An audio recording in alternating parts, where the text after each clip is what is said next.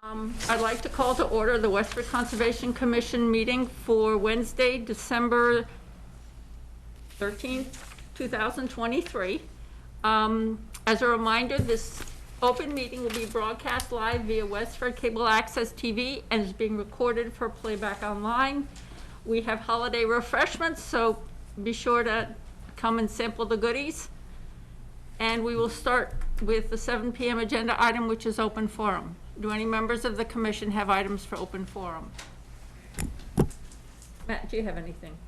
Just that the commission's next meeting, there is no second meeting this month. The commission's next meeting is January 10th, 2024.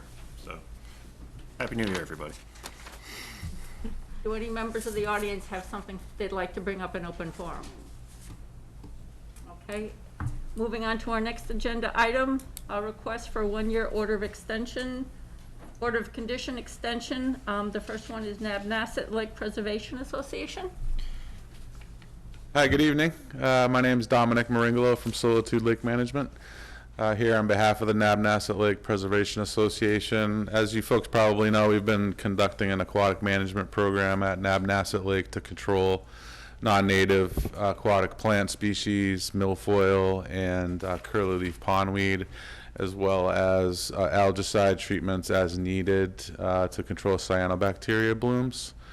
We're asking for the commission to approve a 1-year extension of the order of conditions to allow us to continue that management program through 2024.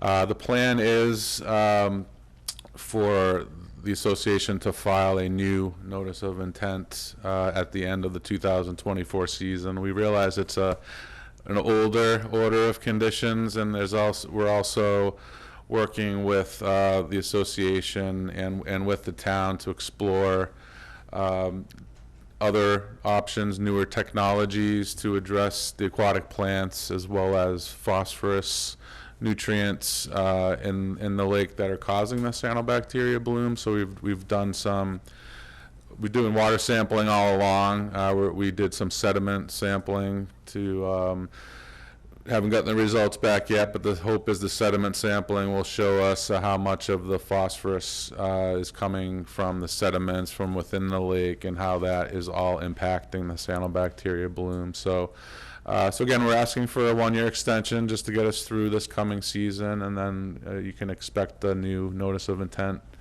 to be submitted for review at the end of the season. So the new notice of intent would probably be sometime mid to late next fall?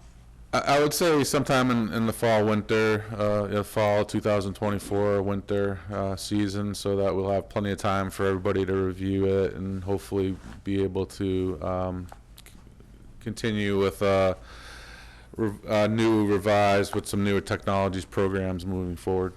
So you'd want to have an order of conditions under that new notice of intent for when activities start in late spring? For 2025, yep. Yeah, okay. Yes, yep. I seem to remember us talking about the chemical diquat. Are you still using that? We are, yeah. I thought that we'd agreed not to use that. It's been banned in the European Union and in a lot of other countries in the world. And I thought we decided not to use that. I wasn't informed. I mean, the diquat has been used for many years. It's still approved for use with the EPA and the state Department of Agriculture and DEP.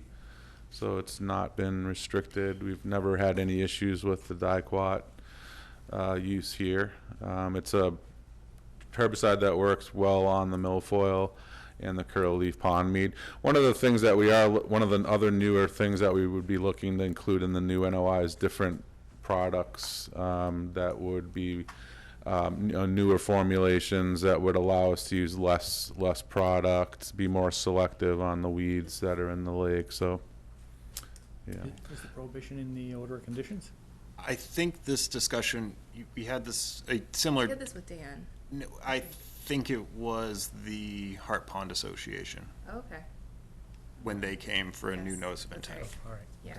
And I think ultimately it still was, because it is an approved herbicide by the EPA and the state, there are, yes, there are concerns in other countries, but, our science is, we have to base our science on, the relevant agencies, to us.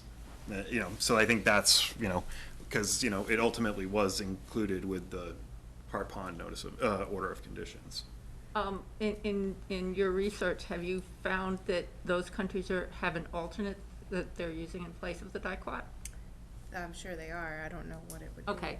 Maybe we could find out. So that's probably something that we would look into as we're reviewing the new notice. And just so you folks know, I mean, the EPA, dicot was registered probably 40 or 50 years ago. I mean, that EPA doesn't say, okay, you're good for the remainder of the life of the planet. I mean, they do a reevaluation, a re-registration every 15 years.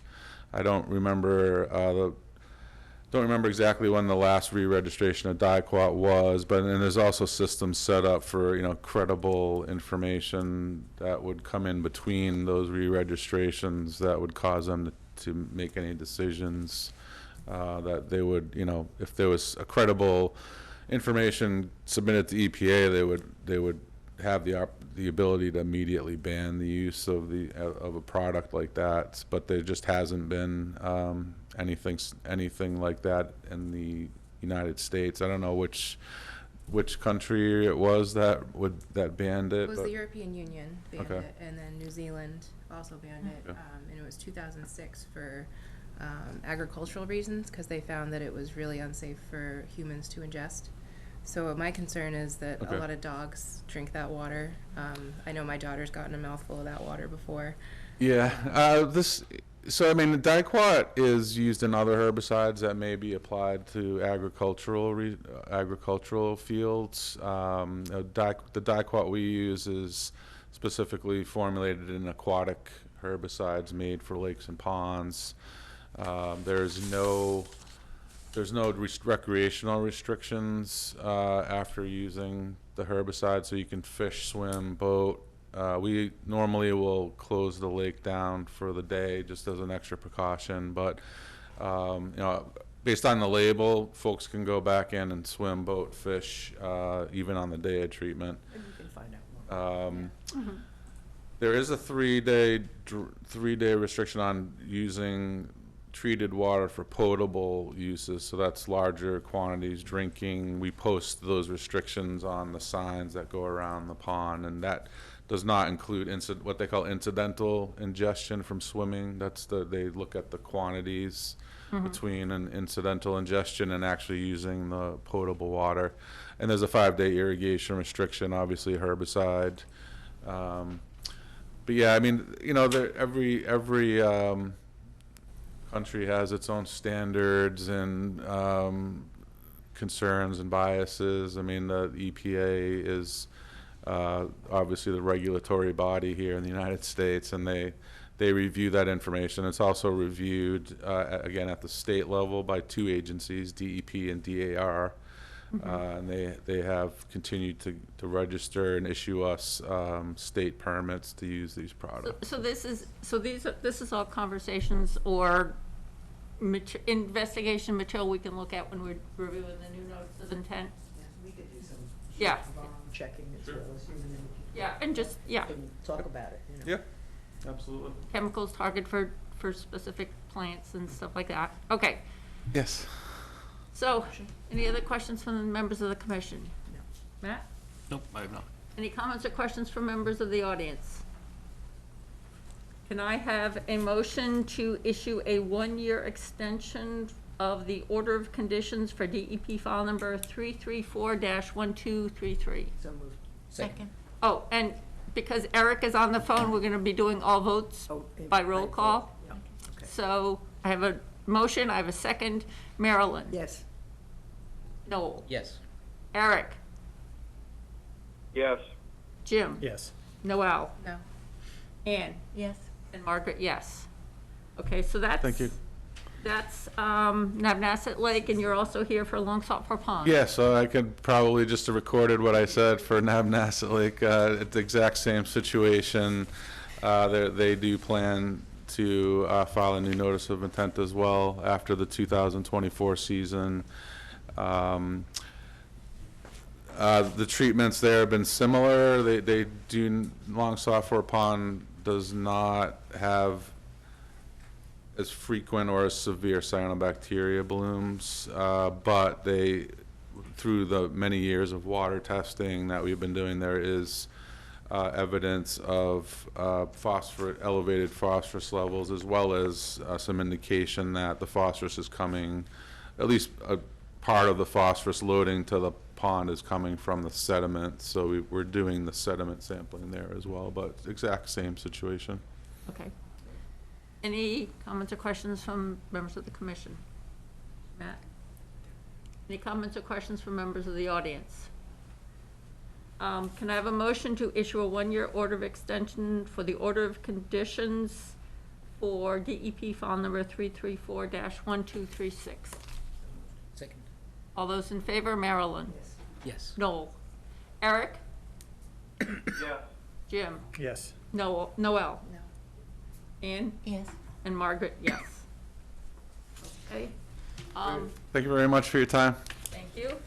And now, moving on to our 7:05 PM agenda item, 12 Castle Road. We're gonna start with a request to work after December 1st. Good evening. Nick Pauling from Goldsmith Preston Ringwall. As you mentioned, per our order of conditions, we're here asking for the allowance of earthwork after the December 1st cutoff.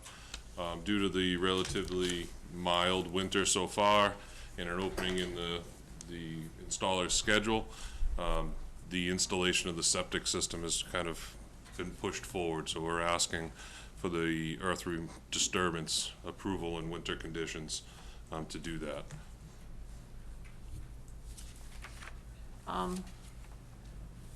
What to be done and the duration? Well, first of all, are there any questions? What's the duration and what's gonna be done? Okay, Duration is approximately 2.5 weeks. Right now, the house is, foundation is in, framed, almost watertight. So what will be installed will be the septic tanks, the building sewer septic tanks, dosing chamber, as well as the leaching field. That's all to the rear of the dwelling under construction. So you have the building sewer tanks, septic tank, force main, and the leaching area, as well as the mound. So the tank, the 100-foot buffer is here, with this mound area remaining in the buffer zone. okay. So it would be for, the grading and wood installation within the buffer zone? At least that's. It would be the leaching area and the Yep. grading. Yep, Okay, because the tanks are outside.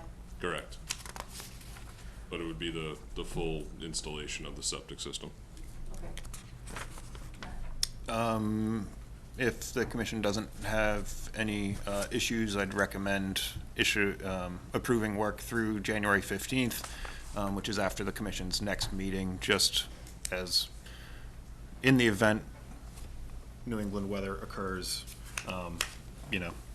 they're not stopping trying to get this in on New Year's Eve to beat the deadline. Any comments or questions from members of the audience? Can I have a motion to allow work at 12 Castle Road between December 1st and January 15th, 2024? Second. All those in favor, Marilyn? Yes. Noel? Yes. Eric? Yes. Jim? Yes. Noel? Yes. Ann? Yes. And Margaret, yes. Okay, so that's the first item. The second item is discussion of a timeline for implementation of a proposed dry well and overflow to deal with groundwater breakout. Yes. And so we did receive an email shared with the commission from the property owner at 15 Castle Road, where the existing transformer is located, and much to no one's surprise, there isn't a timeline for that to be even replaced, or repaired, replaced, refurbished. In speaking with Nick, they've also received similar lack of interest from. It's a different department of the same company. The new service connections, the contractor that's building the house is familiar with their glacial pace. He's trying to set up meetings to get on site and try to push things along. I will say that now, similar to having this conversation about the schedule, to give you a direct answer, I don't have an update that's useful. The useful part is similar to the opportunity to talk to you about it tonight. With the septic installer being on site and earth removal being done on the property, the contractor is open, if the commission would allow it, to have the drainage work done by the same contractor at this time. So this is the drainage work that would be done for when National Grid gets around to replacing the transformer. We'll have all of the groundwork related to that done ahead of time to hopefully give some mitigation in the meantime? Correct. So this is the drainage work that was done, assuming that the transformer would not be relocated. Okay. Which was the Replacing- depression, the dry well, the beehive grate, and then the overflow to the adjacent wetland.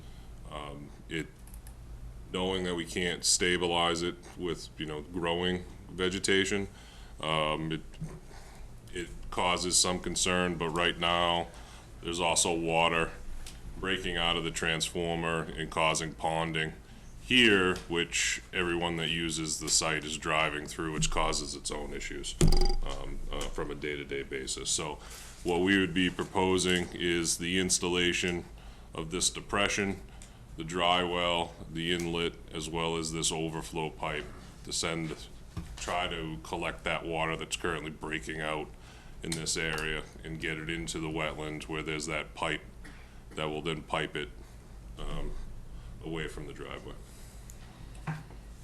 Members of the commission have any questions We're also going to send a letter, to National Grid?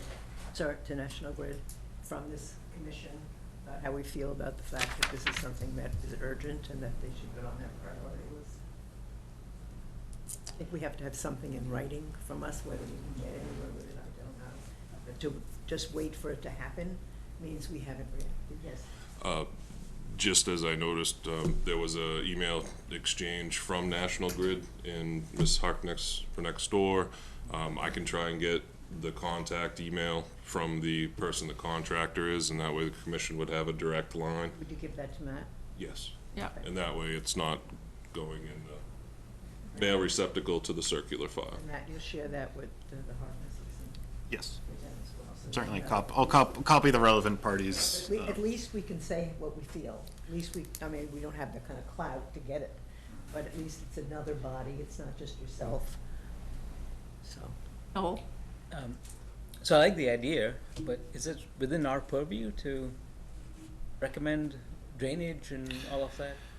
I think where the breakout, if it was just breakout,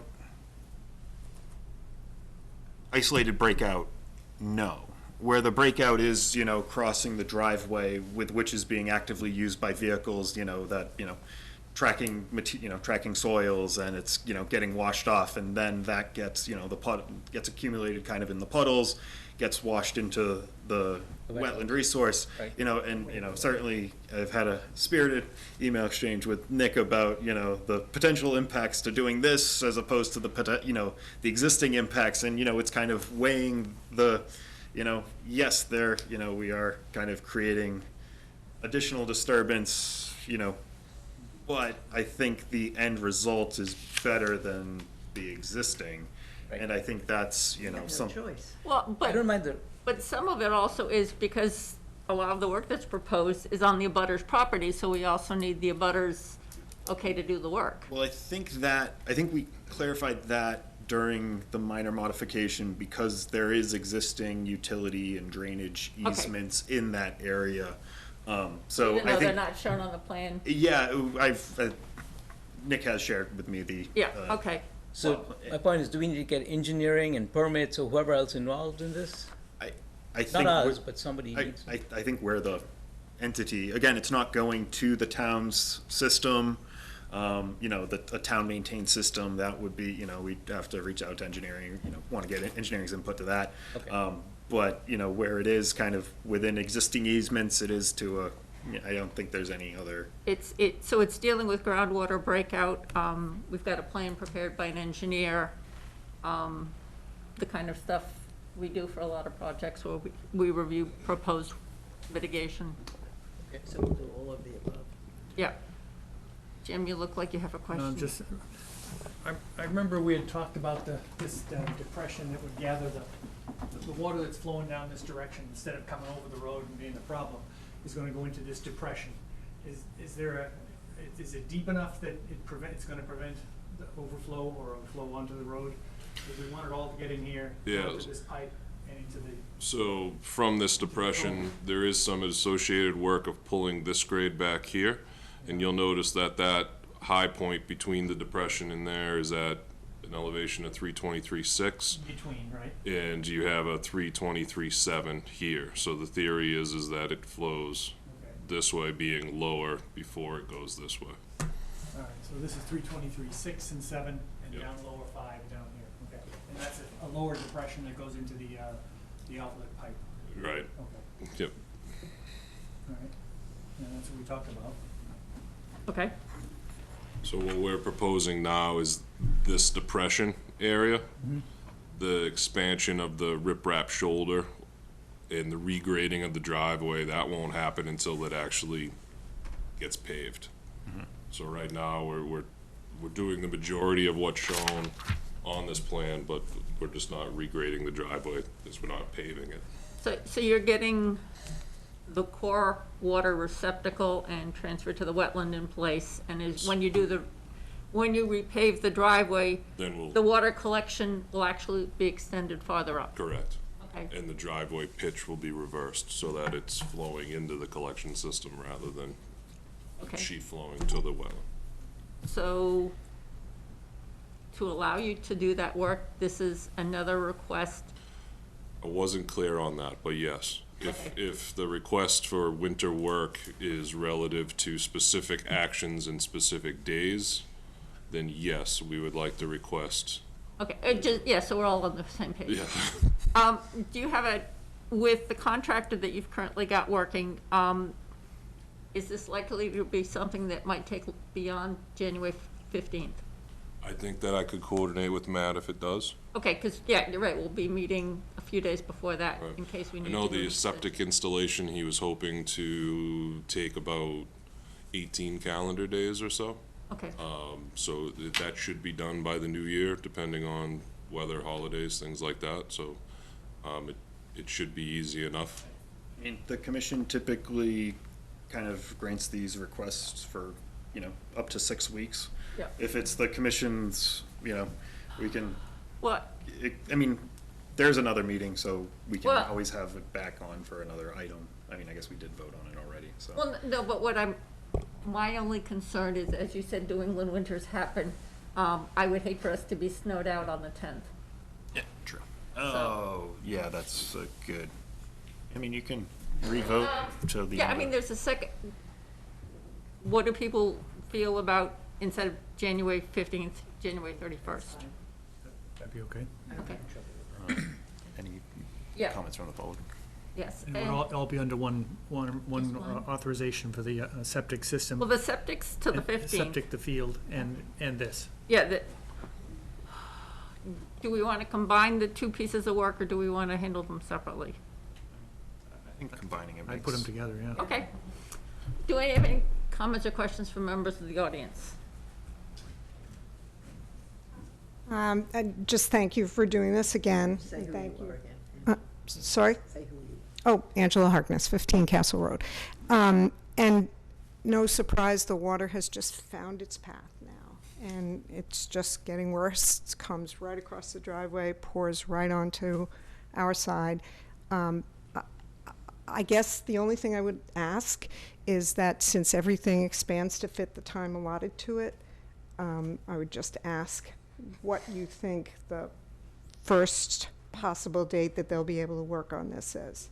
Is it going to be after the septic is installed or in conjunction with the installation of the septic?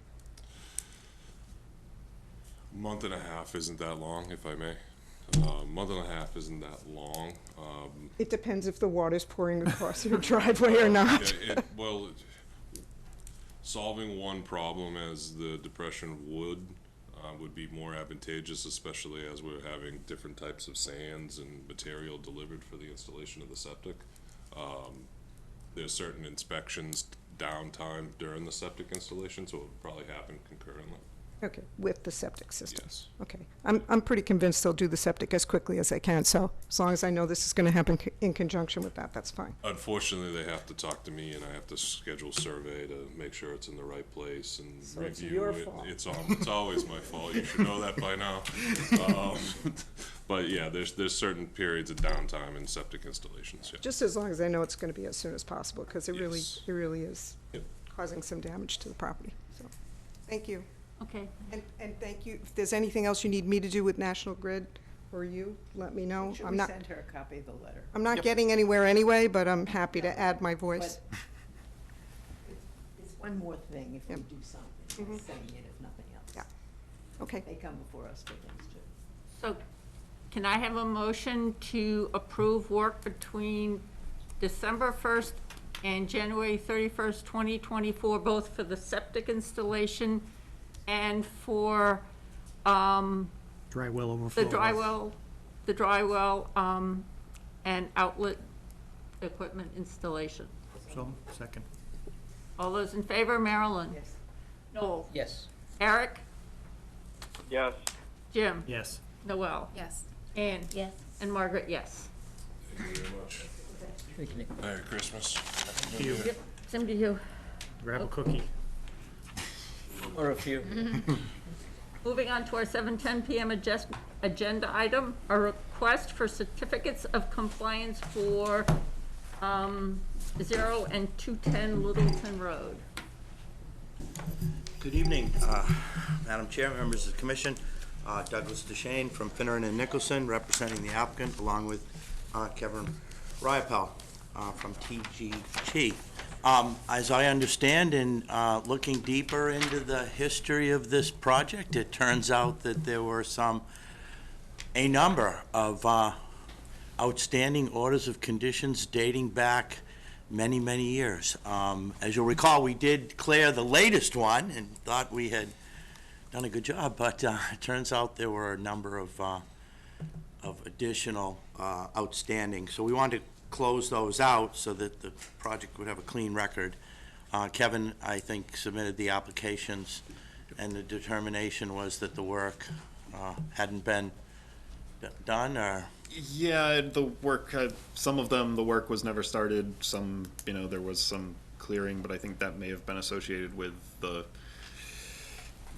there was one certificate of compliance issued for one in the late 80s, I think, which isn't on the request because it actually was issued and recorded. And yeah, I think, the site conditions today certainly are consistent with what was envisioned at that time, and or if work was never commenced on it. So these three were never started, no fountains, no. Yeah, no, again, there's clearing associated with other ones, which is consistent with these, and, we have an existing conditions plan for the project files that we can add, but, just to save, while we're working on this project and it's in, the forefront, I think addressing it now would be most beneficial for the commission and, for the best use of time. So the three DEP file numbers 334 0076, 0077, and 0188. I would recommend issuing the certificate of compliance and would be happy to answer any questions along the way. Any questions from members of the audience? Can I have a motion to issue certificates of compliance for DEP file number 334-0076, 334-0077, and 334-0188? Second. All those in favor? Marilyn? Yes. Noel? Yes. Eric? Yes. Jim? Yes. Noel? Yes. Anne? Yes. And Margaret, yes.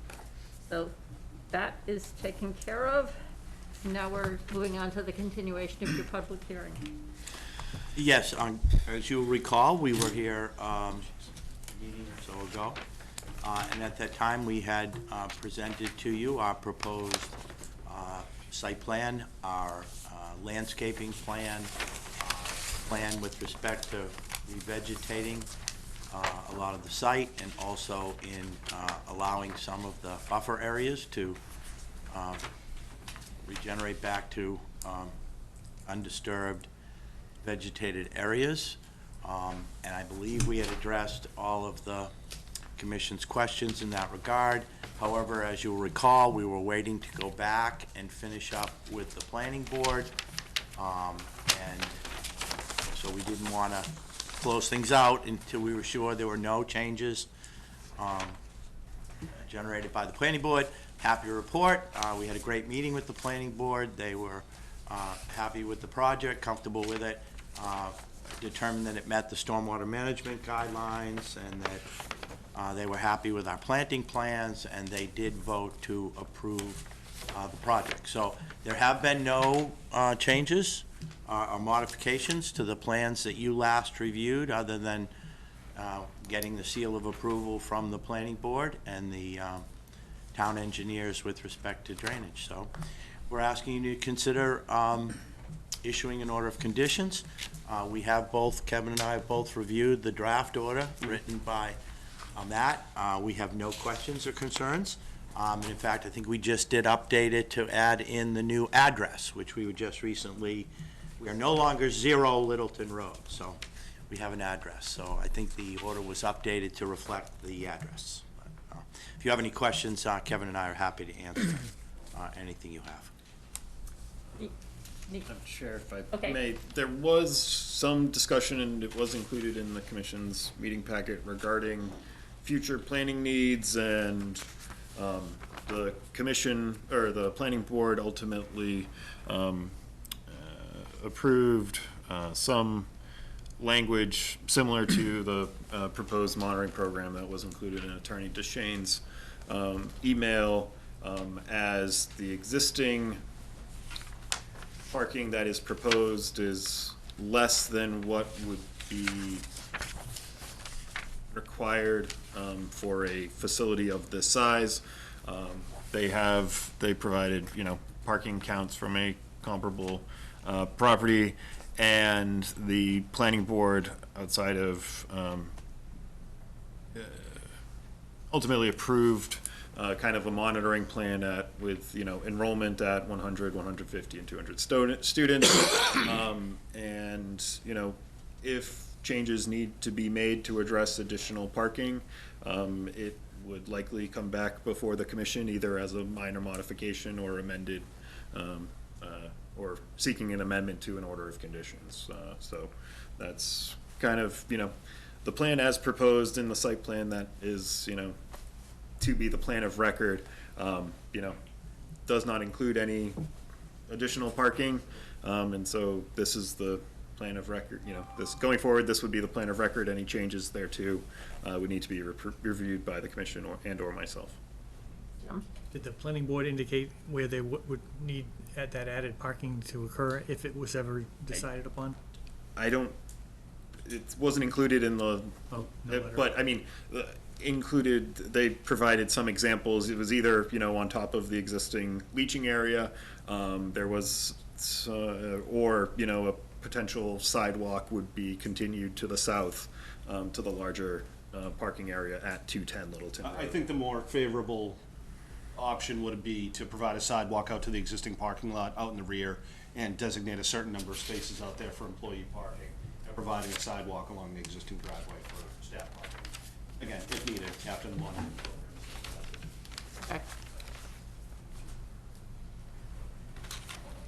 Are there any comments or questions from members of the audience? So, people have had a chance to review the plan and the order of conditions?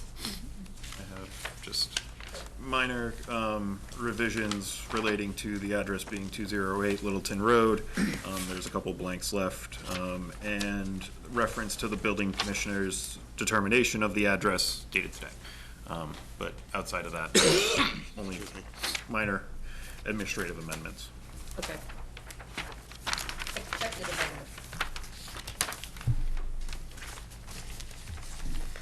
So if there are no comments or questions on the orders, can I have a motion to issue the order of conditions as amended for DEP file number 334-1836? All those in favor? Marilyn? Yes. Yes. Noel? Eric? Yes. Jim? Yes. Noel? Yes. Ann? Yes. And Margaret, yes. Can I have a motion to close the public hearing? So moved. Second? All those in favor? Marilyn? Yes. Noel? Yes. Eric? Yes. Jim? Yes. Noel? Yes. Ann? Yes. And Margaret, yes. Okay, the next item on our agenda is. Well, thank you very much. We Thank you. appreciate all your work, and have a wonderful holiday. You too. See you next year. Grab a cookie on the way out. Just what I need. Thank you very much. Better you than me. Moving on to our 7:20 PM agenda item. Yeah, so healthy. We have a- There's healthy stuff over there? over on the back table, Oh, I didn't see it. the sticks. We have a request for certificate of compliance for Hawk Ridge Homeowners Nope, Association. you Nope. skipped over the 7:15 with Oh, Jack Blair I'm sorry, Farmstead. you're right. Continue public hearing. So, our 7:15 PM agenda item is a continuation of the public hearing for Jack and Sarah Homestead LLC, 400 Littleton Road. Good evening. Good evening. Cheryl Gould, I'm an attorney of record for Kimball Farm from Littleton, and the Kimball Farm team is behind me. And I just wanted to start out by saying a little history. This original sonotubes for this arcade tent were poured in 2009, and my memory didn't go back that far. I worked very hard on the conservation restriction that came about after the order of conditions issued. I don't remember working at the beginning of that, and I wasn't at your last meeting, but my team reports that Mr. Faley had a wonderful recollection of a lot of contention back and forth. And Matt was good enough to get us all of the minutes, and I've gone through the minutes, and I have to commend Mr. Faley for his memory because it was outstanding. And Ms. Frank, I think I wasn't here, but I think you were part of that in 2009, and you remembered those things too. As I reviewed the record, however, it looks like in 2011, it took about 2 years. Mark Donahoe, rest in peace, was a wonderful, progressive, and forward-thinking engineer, a little creative, a lot.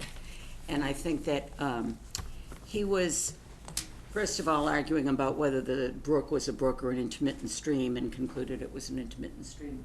But anyway, as it came down in 2011, the order of conditions was finally issued, and some of those conditions were negotiated to include some conservation restrictions that included I think, an acre and a half near the intermittent stream, some restrictions on what could and couldn't be built along that, and then ultimately a 35-acre CR through the state on the other side of the street, all as mitigation for the sonotubes having gone in with or without proper permitting.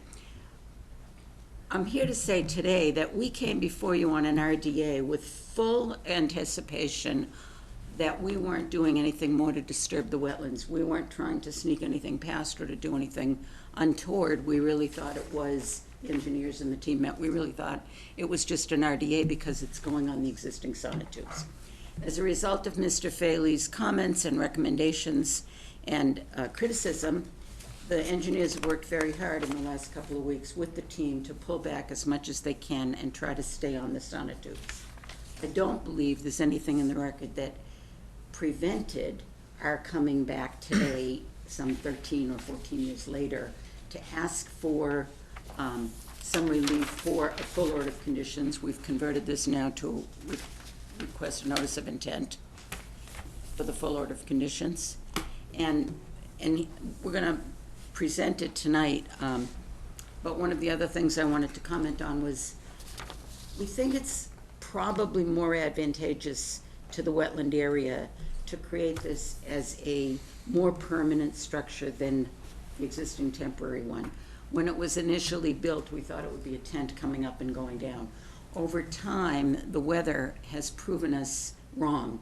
The floorboards have to be removed. They have to be, equipment has to come in and out to move the arcade machines in and out.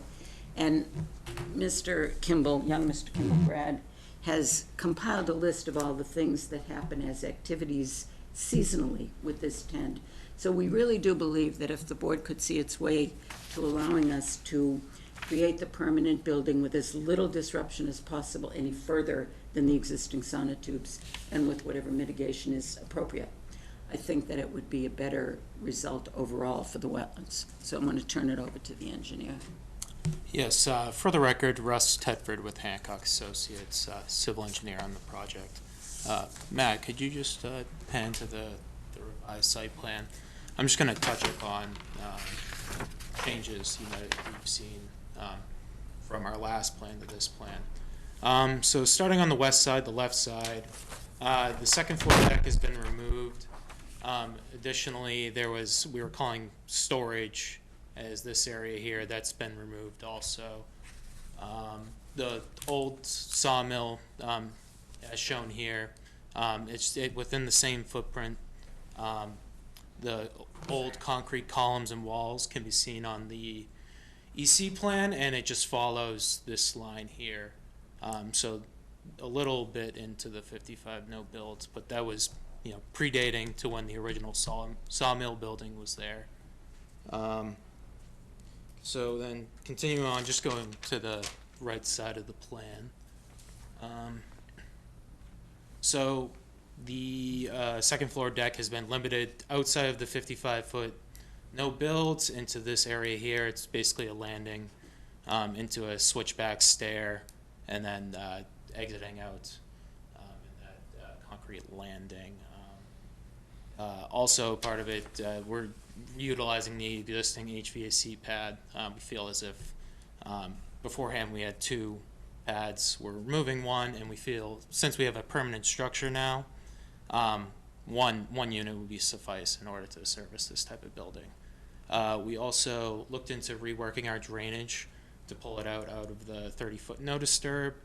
By doing that, it's basically the same concept with the underground infiltration system here. Pipe is able to come out and penetrate the foundation. Small bend into an overflow catch basin, and riprap apron. Same, specific type of overflow that we were doing, just on the other side of the building. It's going to be adjacent to the existing paved area there, and also outside of the 30-foot. I know it was brought up too in the last meeting about a proposed building that was abandoned.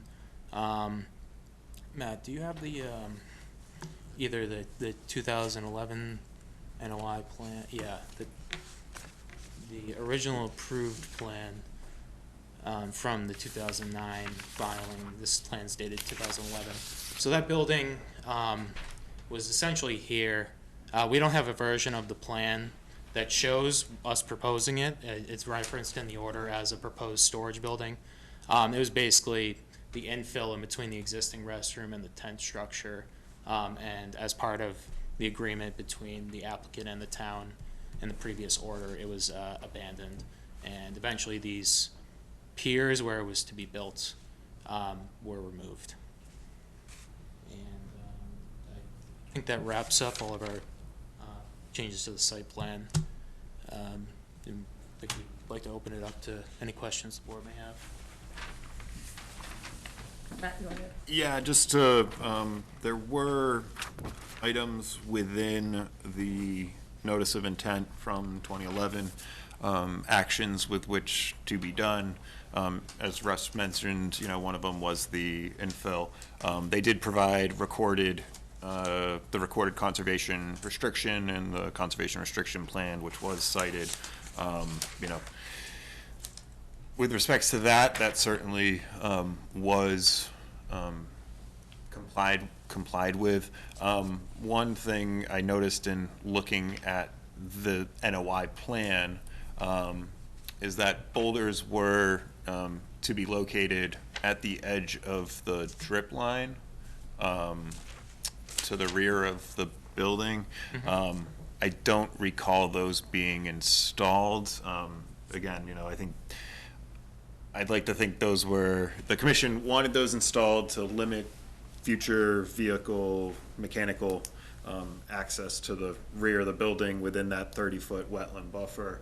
And so, you know, that's, in closing out a, you know, order of conditions, this would be something with which, you know, we would, you know, check to make sure that it had been complied with.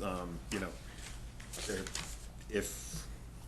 if the commission is amenable to grant, you know, issuing a request for determination, you know, I think a condition, you know, to have those installed, you know, within 4 months, 6 months. Where were you talking about? Not the recharge trench? No, the detail, the drip line recharge trench detail to the right, their fill area between boulders and wetland to remain undisturbed, and boulders were proposed to be installed, extend drip to where boulders, refusals. Building, the recharge trench, and then a row of boulders? Yep, so.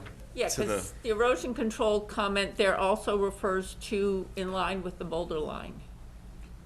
To match boulder line, so the thought was that along there would be a line of boulders.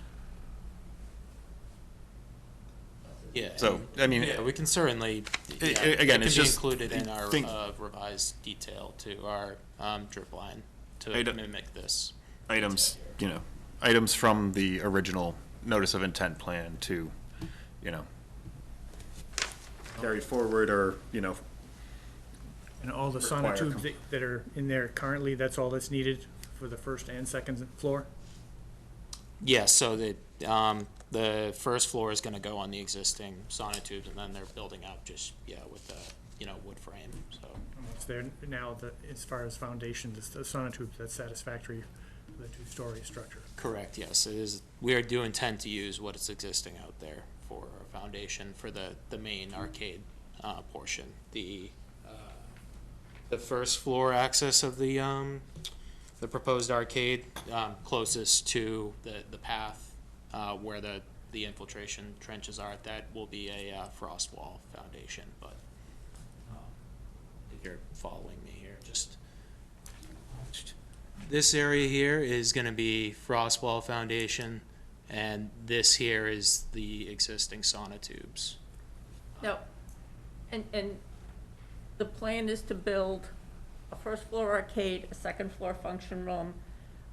Looking ahead, if someday there's a thought to put solar panels on the roof, has anyone done the calculations that says this series of sonotubes is sufficient to support the weight of any future?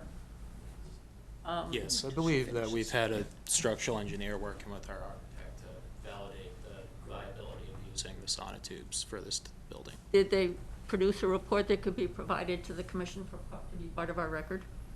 We could definitely talk to them. I mean, it should be.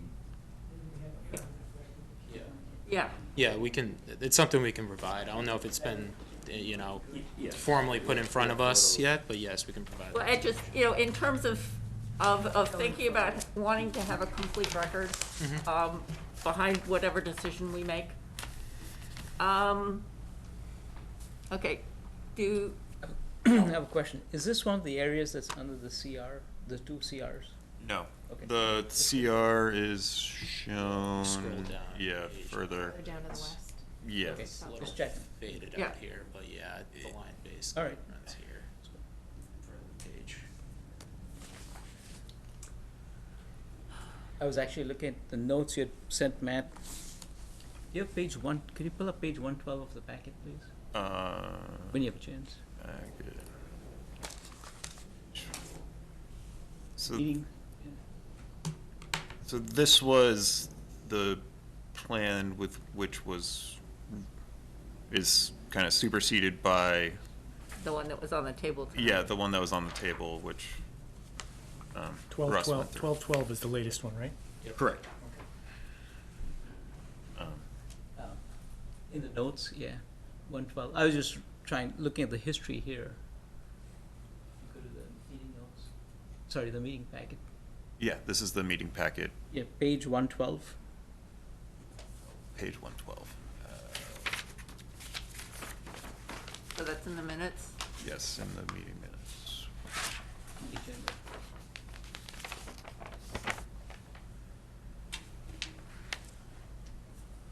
You're right there. Kimball is contending that this is not a permanent building. It will be taken down each winter. Wooden decking would remain tentatively erected 6 months of the year. One entrance in the arcade within the tent, etc. Yeah. So that's what caught my eye. This is what was, that representation was made to the commission back then. And this is on the September 23rd, September 23rd, correct. 2009 meeting minutes. So, for what it's worth, that's what we were given to understand at the time.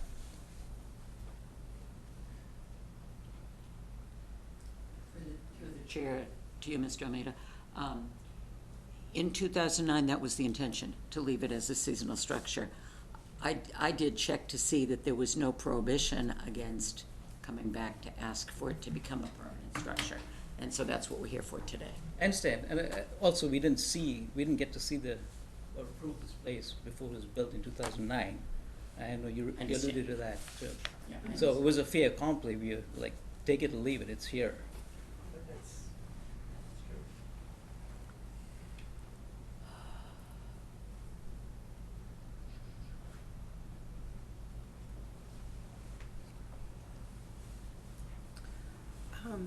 The maple to be removed that's actually in the wetland, were we gonna require that to be like, a butt log Well- type thing? You're right, is work in wetlands, 'Cause it was potentially it was gonna fall, yes. yeah. And that brings up, I think that brings up a contention that we've voiced, is that is one of the problems with building extensively so close to the wetland, is then you start to raise the issue that this tree, which is actually in the wetland, poses a risk. It needs to be dealt with 5 years from now, 10 years from now, as trees grow, is we foresee additional requests to do work in the wetlands to address the potential risk of a building built so close to the wetland that what's in the wetland is perceived as a risk to the structure. So that's, I think, I won't speak for anybody else, but I think that's where I really struggle with this amount of development this close to the wetland, is we've seen cases where down the road, the property owner is saying, oh, this tree is now a risk to our structure. It needs to be, it needs to be cut, it needs to be removed, whatever. And now you're doing alterations within the wetlands. And that's, that's one of the reasons behind leaving a sufficient no-build zone between the structures and the wetlands so that we don't get into these situations in the future. And while Jim's looking at the plan, one of the questions I had in looking at the plan from 2011 and then looking at the plan here, where it talks about the existing ramp that's shown from the 2011 plan shows a very different location than the existing ramp on the plan that we're looking at now. Yeah, you're talking this. And the fact that I believe when we did our site walk, that ramp is actually no longer there. Correct. Yeah, so there's, again, been work done, while the review, prior to the approval of the proposed work. Is we see work, not waiting till, No, we haven't, no, but removing the, The ramp we're and the getting trees. ready to move the transformer okay, at that point, because the transformer, we're concerned about that being a hazard where it is, and that's why we wanna take it out of that spot. That's why we move that ramp, walkway. okay.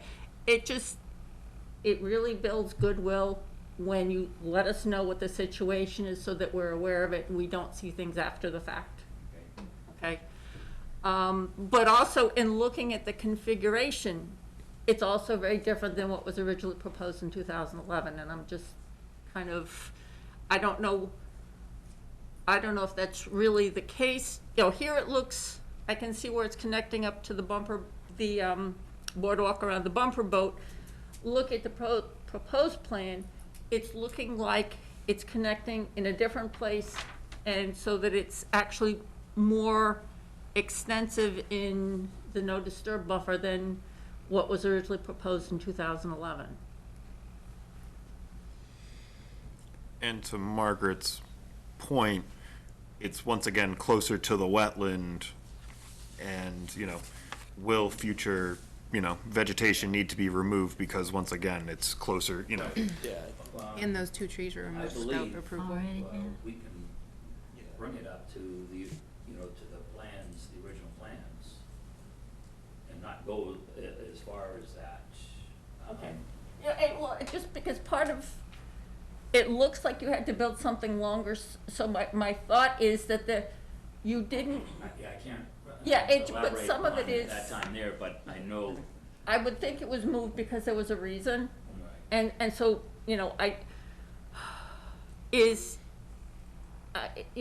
we really want to be clear on what's proposed, what's going to happen, you know, when we see changes that are made in the field and we don't know what's going on, that's problematic for us. So you revised that, Tilly? Yeah. Yeah, and that, if that's something that you guys would like to see, Well, we but can I- evaluate that, and we're, But some of it is, why was it moved No, in I the first understand. place? There may have been a very good reason, and that if we say, oh, we'll put it back there, and there was a reason it couldn't be that way, you know, we, But we weren't consulted. we were, but also, I want to think that there was a compelling reason to put it where you ended up putting it, Probably which the- means that, The 8-inch, it's probably the 8-inch elm. or having to actually come to think of it, the elevation required for accessibility. Correct, and I Yeah. do know that the fire department and the emergency, they use that quite a bit. And again, when we do have, clients that are handicapped accessible, we go through the arcade and we put them on the deck, and we put them into the boats from that, area. And that's, could be the reason why it's done that way, but I wasn't part of that. Okay. And if there are reasons why it's going that way, but it's also just that much more work close to the wetlands, and that's where it becomes problematic for us, you know, is, You need to reach out to us. but also it's looking at this and that says, you know, we're trying to keep this type of development away from the wetlands. You had good reasons probably for doing the ramp that way, but it's like, we really, you know, there are a lot of reasons we don't want permanent structures, development, et cetera, that close to the wetland, and it just, that's where I personally am having getting stuck with this, because there's a lot of work closer where we don't allow it because of a variety of long-term impacts. I'm repeating, I think what you're saying, but 14 years ago, we were given this, and, you know, we accepted it. If we accept this building again today, 10, 15 years from now, there'll be something else. Like you said, a tree, something else. Well, I don't think it's gonna take Or 10 or whatever 15. else, Yeah. you know. And the only way I will correct you is it probably will not take 10 years Right. before we start, you know, the trees growing up and we start to have requests because trees are posing a risk to structures like that. And we start looking at needing to do work in the resource area. And the other thing that I had noticed looking at the 2011 plan to this is the wetland has gotten closer to the building. Yeah, it's probably about, 4 to 5 feet of creep at this point here, obviously. Which Infill in this area, in theory, you can pretty much draw a straight yeah, and line. it just, so some of this is, are we looking at a snapshot in time of changes that continue to progress? You know, do we continue to look at the wetlands actually getting closer to the building?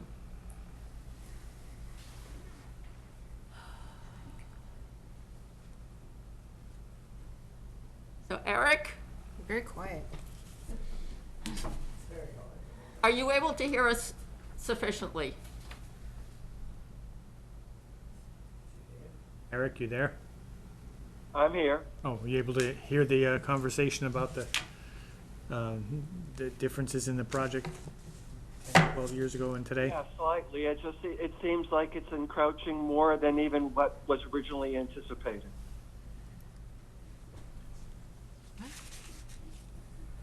So I think you've been able to hear the points that different members of the commission have made. Do you have any comments you would like to add to the public record? I just believe that the project is too close to the resource area. I mean, there was a positive determination previously that the work that was being proposed before was going to have an adverse impact. I believe what's being proposed is even more non-conforming than what was originally proposed, and I believe again it's going to have a it's going to have an adverse impact on the resource area, and I just think that it's too close, and it's something that the commission probably should not approve. Where this is an art, before I start this conversation with that, are there any other questions or comments members of the commission would like to make? Jim? Noel had mentioned this about the trees that are proposed for being removed. For each one, is there a specific reason? Like there's the maple that's in the wetlands down here? Why that one? That was, I think there was a letter provided from, Is it? I think that was the one that we saw that was, when we did the site visit, that one just Yeah. really Oh, tried to okay. grow out over the building. All right.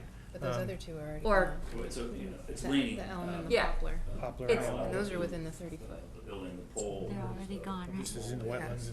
Preventing it from. And then there's a couple Okay. arborvitae's up here. Is it leaning because it's growing in that direction for the sunlight, or is it leaning because it's Two failing? of them. Oh, okay. Remove existing plants. I haven't gone Okay. Only two really of them are investigated within our jurisdiction. in that Okay, area. Was it on the other bank of the stream? Was it on the other bank of no, the it was stream? right in, yeah, it was in the it's in the wetland wetlands. resource. Yeah. Instead of that being removed, I'd like to see it cut so that it can still be a habitat. The maple? Yeah, And the other two that were could be- already could taken be down, the elm substitutions and the for those. poplar, where could we well, replant? and that's the thing is because there's so little distance between the structure is basically, Drive. there's no place to, For a plant. You can't replant something like that because years from now, that's gonna be too close. right, and, it's gonna yes, be a and between the other trees and the two-story building, will it have sufficient sunlight to actually, I think we would be amendable to doing other mitigation efforts across the site. Obviously, there's a lot of land out here and a lot of resource area to be amendable to doing plantings or anything Maybe we can to, have trees elsewhere. maybe we could have a building elsewhere? You know, I just, yeah, I Go mean, it back in just, time.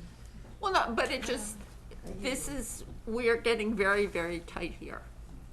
If there's something that we don't know of that's being proposed as mitigation for, right now, we're just talking about these trees, we should hear it, right? Yeah, I think we'd be open to negotiate an area that you guys would like to see mitigated. Well, so this is an RDA. Yes, So if we start to get to the end of this conversation, because the commission, we've done conditional negatives, we've done displaying negative determination, what are the other options that we have for reaching a conclusion here? I mean, so if the commission finds that a negative determination is the appropriate, path forward, as no, the language of the conditional negative determination is that the work described in the request is within the buffer zone as defined by the regulations, but will not alter an area subject to jurisdiction on the act. Therefore, said work does not require the filing of a notice of intent, subject to the following conditions, parentheses, if any. Additionally, usually it's a negative determination is also one of the other items, or one of the other boxes checked is number 6, that the area and or work described in the request is not subject to additional review and approval by the municipality's Conservation Commission pursuant to a wetlands municipal wetlands ordinance or bylaw, with which the Town Code Chapter 171 is usually cited. That's if the commission finds that no, as read. If the commission does feel that the proposed work is, that work is proposed within a jurisdictional area and or its associated buffer with which will impact said resource, the language of the WPA Form 2 is that the work described on the reference plans and documents is within the buffer zone and will alter an area subject to jurisdiction under the act. Therefore, said work requires the filing of a notice of intent. If additionally, there's a similar one that the area and or work described on reference plans and documents is subject to review and approval by the municipality's Conservation Commission pursuant to the following municipal wetland ordinance or bylaw, with which, the Town Code Chapter 171 would be cited. Those are kind of with it being a request for determination of applicability, there is, the commission cannot deny a request for determination of applicability. The two paths forward are either a negative determination, the commission makes votes to issue a negative determination, or the commission votes to issue a positive determination. Positive determination will then require the filing of a notice of intent. I think that's the path we gotta be going down, because there's trees being removed inside the no disturb, there's electrical boxes being removed from there and put into the no build area. Okay, actually, Matt, can you bring up the new proposed plan? Yeah, All that work's being done. the ramps that's already been done in the Well- no build buffer. No, but, and that's, Jim, you bring up a good point. With the existing ramp, where it connects to the bumper, this plan does not give us the complete picture of where that existing ramp goes. It's, doesn't even say how close to the wetland it is, but it looks like it's somewhere between 10 and 15 feet from the wetland. But that part of the proposed plan is incomplete in terms of that ramp is gonna go someplace, it's within the buffer zone. We're not seeing where it's going, or where it's proposed to go, what it's proposed to connect Yeah, to. you're talking like over in this area? Because, Yeah, is, so the bumper boats are right in this area. right, but But we need to see it. we need to, we You need to. finish out this map. Yeah, we need to see So it's marked. a final picture of what's proposed. you know, So if the we say fact that we're distance, close, we know what distance okay, is. yeah, but the fact that we're also close enough to the wetland that right now there's already one tree, you know, there's work to be proposed in the wetland to deal with the tree. One of the things we will want to think about is long-term, with other trees that are growing in the wetland, are we going, is that not the only tree, but that's just the one that's now, that there will be additional trees in the future because of the proximity of these structures to a vegetated wetland? Do we want an arborist to go out there Identify and these. give us Yeah. a little? Yeah, Look I for mean, the we can, future. We'll identify them. yeah, on we a- can go on out a and say it. subsequent plan. There are large trees in that area. Yeah, but some of it is that tree was not, you know, how big was that tree in 2011? Part of this is we've got to take the long look. Where are we in 5 years, 10 years, 15 years? That all of the questions that will come up, that there may be requests to do work in the wetlands because of potential risk to the structure because it's so close. Okay. Can I just make one comment, please, Mr. Gozo? You suggested that the transformer pad was gonna be work in the wetlands. We've identified that the pad that's there is going to stay. We're just, that's right. We're just taking the So those two pads will stay, just the equipment on them will move. the equipment on them will move, and the location we're moving it to is outside the wetlands, and we've gotten the building permit for that already. We And- just haven't done it, waiting for this board to Okay, have. and you've, It's and between you're, the 30 and the 50, you're putting it over. We're in, and the generator is no longer on the east side. It's on the right. is that where the transformer? No, No, no, This was it's the outside AC. the 100. No, the Transformer. transformer's way is. yeah, the transformer is going. Transformer. So the Oh, all right, HVAC, way up, all right, Yeah. got it, good. now where's the generator going? There's no. No There's no generator. generator. There was a generator Yeah, so, proposed. yeah, so the surveyor, when they did the survey, they called this HVAC unit. Okay. The generator was incorrectly identified as such, so we've updated that to, Okay, because there was originally, it was shown that there was one thing there, Electrical. yeah, and then and- there were gonna be two. yeah, and that was part of our revised plan Okay. tonight, was, we had two pads, and we eliminated the one that was closer to the wetlands, and this is to be retained. So there's an electrical splice box, it's spelled wrong, so I can't pronounce it, but that's for what? Connecting what electrical to It's what? so the existing conduit actually runs in between the old sawmill and the existing restrooms. So that's gonna, basically, we're getting rid of the transformer here in order to feed both the new building as well as connect to the existing conduit here. So it's gonna come in through here and then up to the new transformer. And you said you're eliminating the storage building. Yes, so there was storage, basically, if you were to extend this line out and connect it here, that's. What was gonna be stored in that, and where is that gonna be stored now? So, I believe it said that the It's buffer where it's being boats. stored right now. It's inside the caves of the mini golf. It's just the. Okay. And that's basically, it really wasn't meant for storage. It's where our pipes, it was just to be able to get to, the pipes from the runoffs. Okay.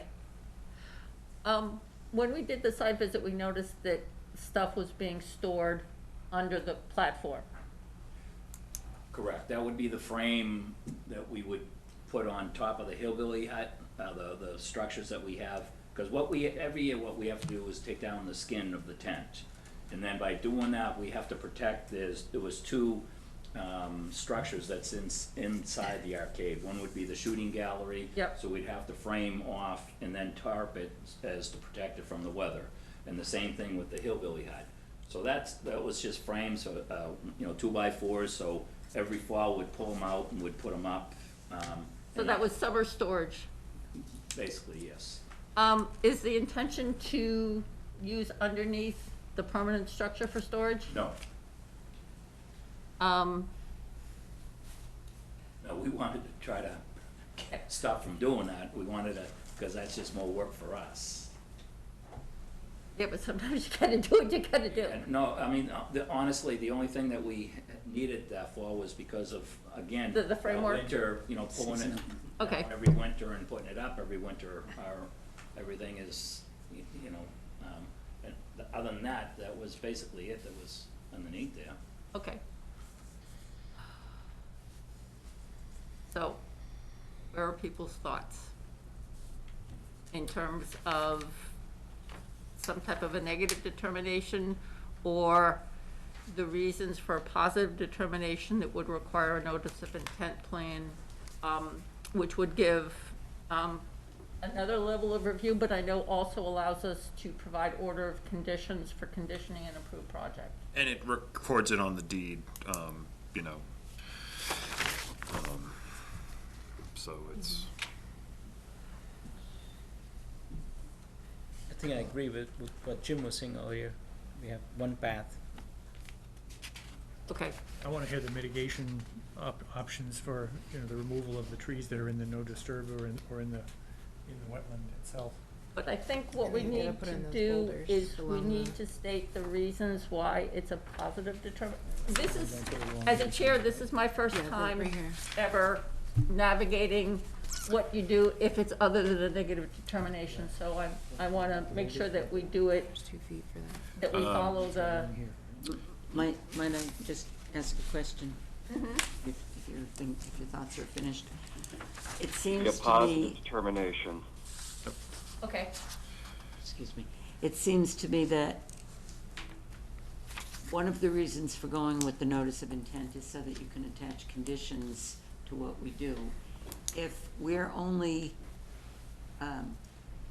doing something that affects the wetlands in terms of the tree and the ramp, and I think that's it, everything else is going on the sonotubes, is it possible to give a negative determination subject to conditions? Well, we have done conditional, what, I guess, and what, with looking at what a notice of intent filing would involve, in terms of additional information, because some of this is because work has already started here with taking down of trees, you know, doing different things, is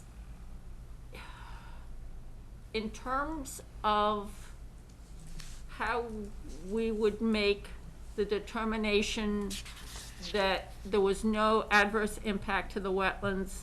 You know, we've seen a wetland line move in the last 10 to 15 years. This one did. We don't know what's caused it. Is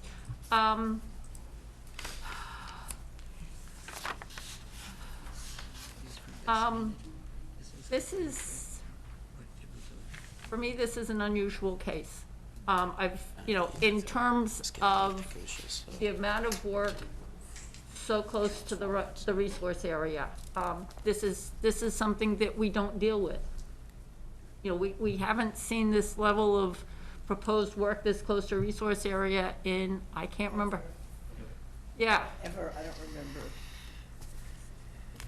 So with the NOI filing, do we get additional information that helps us with assessing the potential impacts, the adverse impacts to the resource area?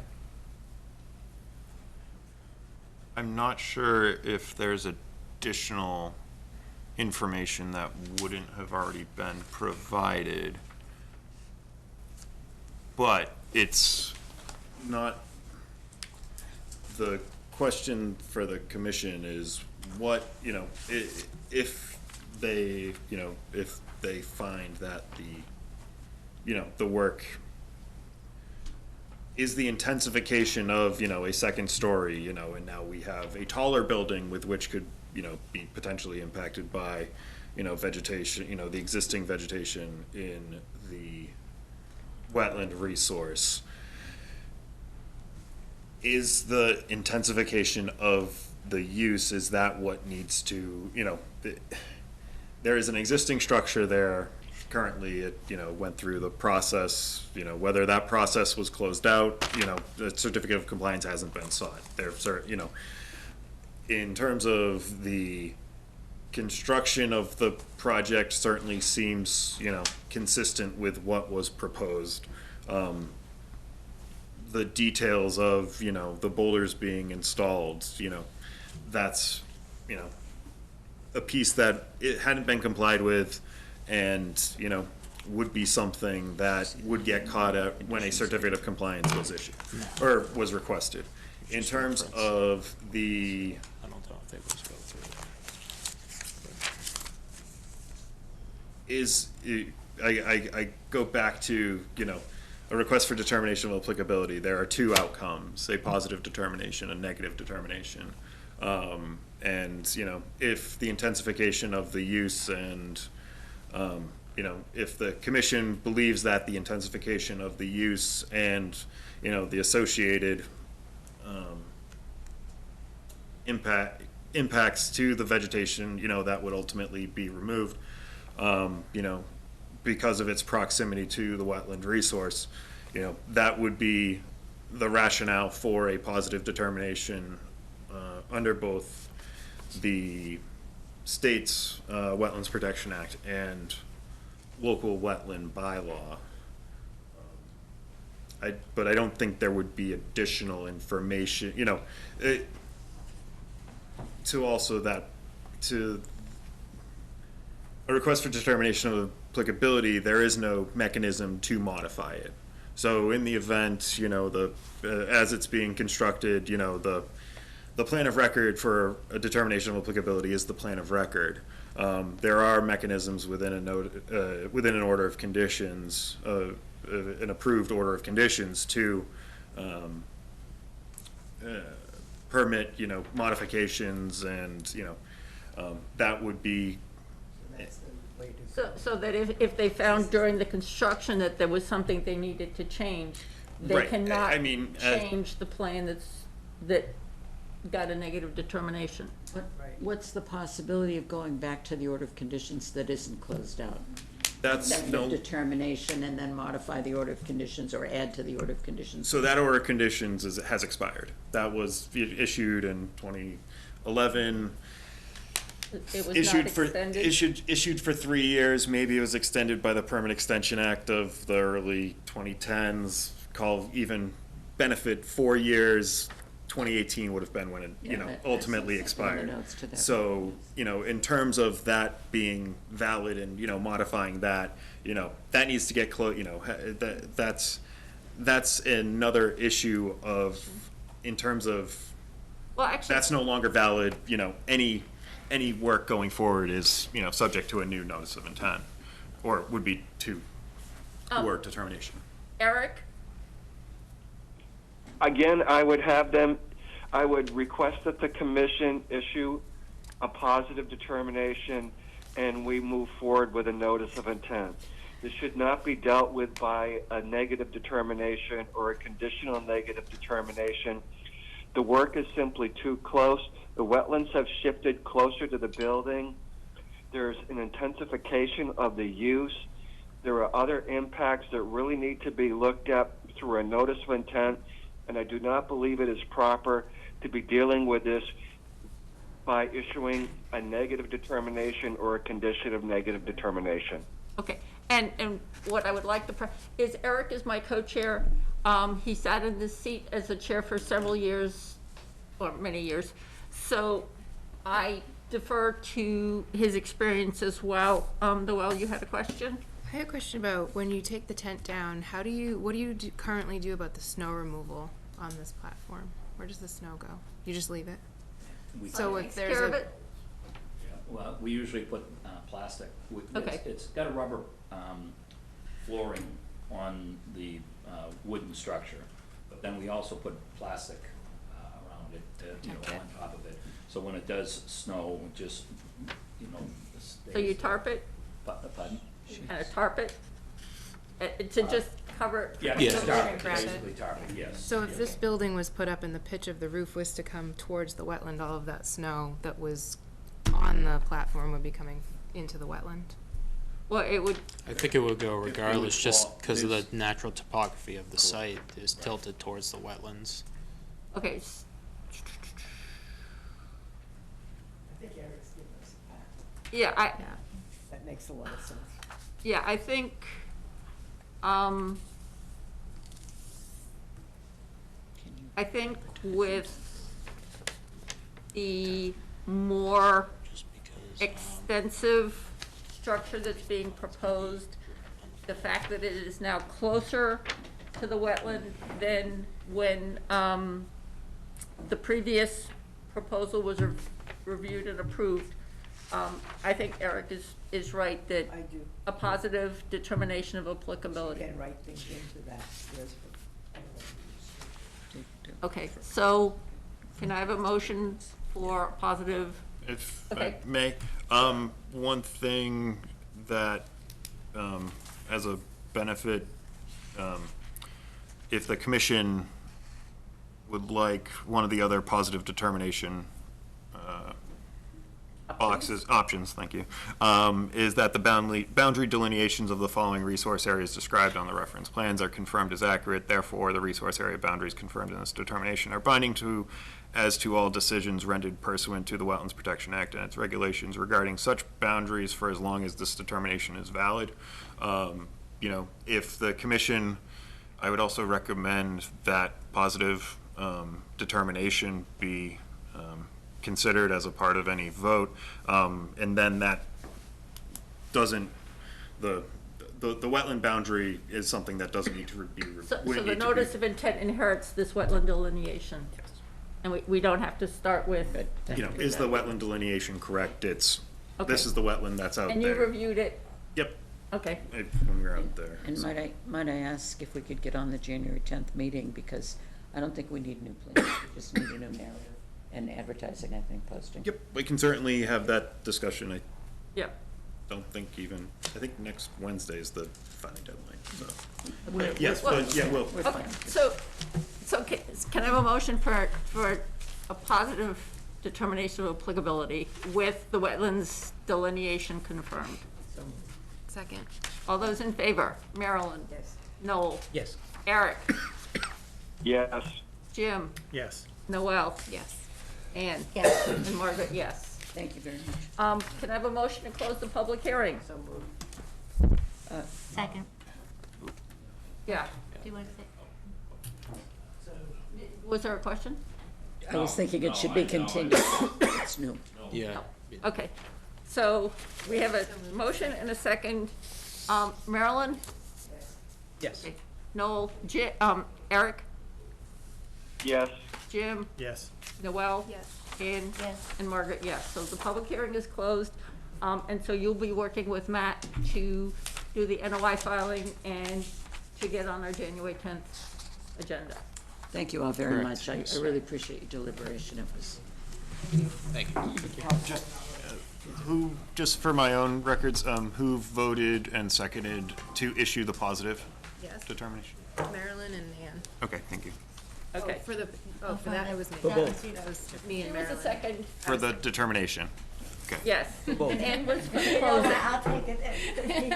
Okay. Now it's finally 7:20. Request for certificate of compliance for Hawkridge Homeowners Association, Kestrel Lane and Cooper's Way. If I may, Madam Chair, if we may take something out of order as the only remaining attendee is here. If we may take, in the discussion action items, the enforcement order compliance for 31 Bridge Street, 334-1783. Anytime. I can listen and do this. You're coming through, Eric. You're not We muted. can hear you, Eric. Eric, we can. Hi, it's Chris Franklin. Hi, Chris. Yeah.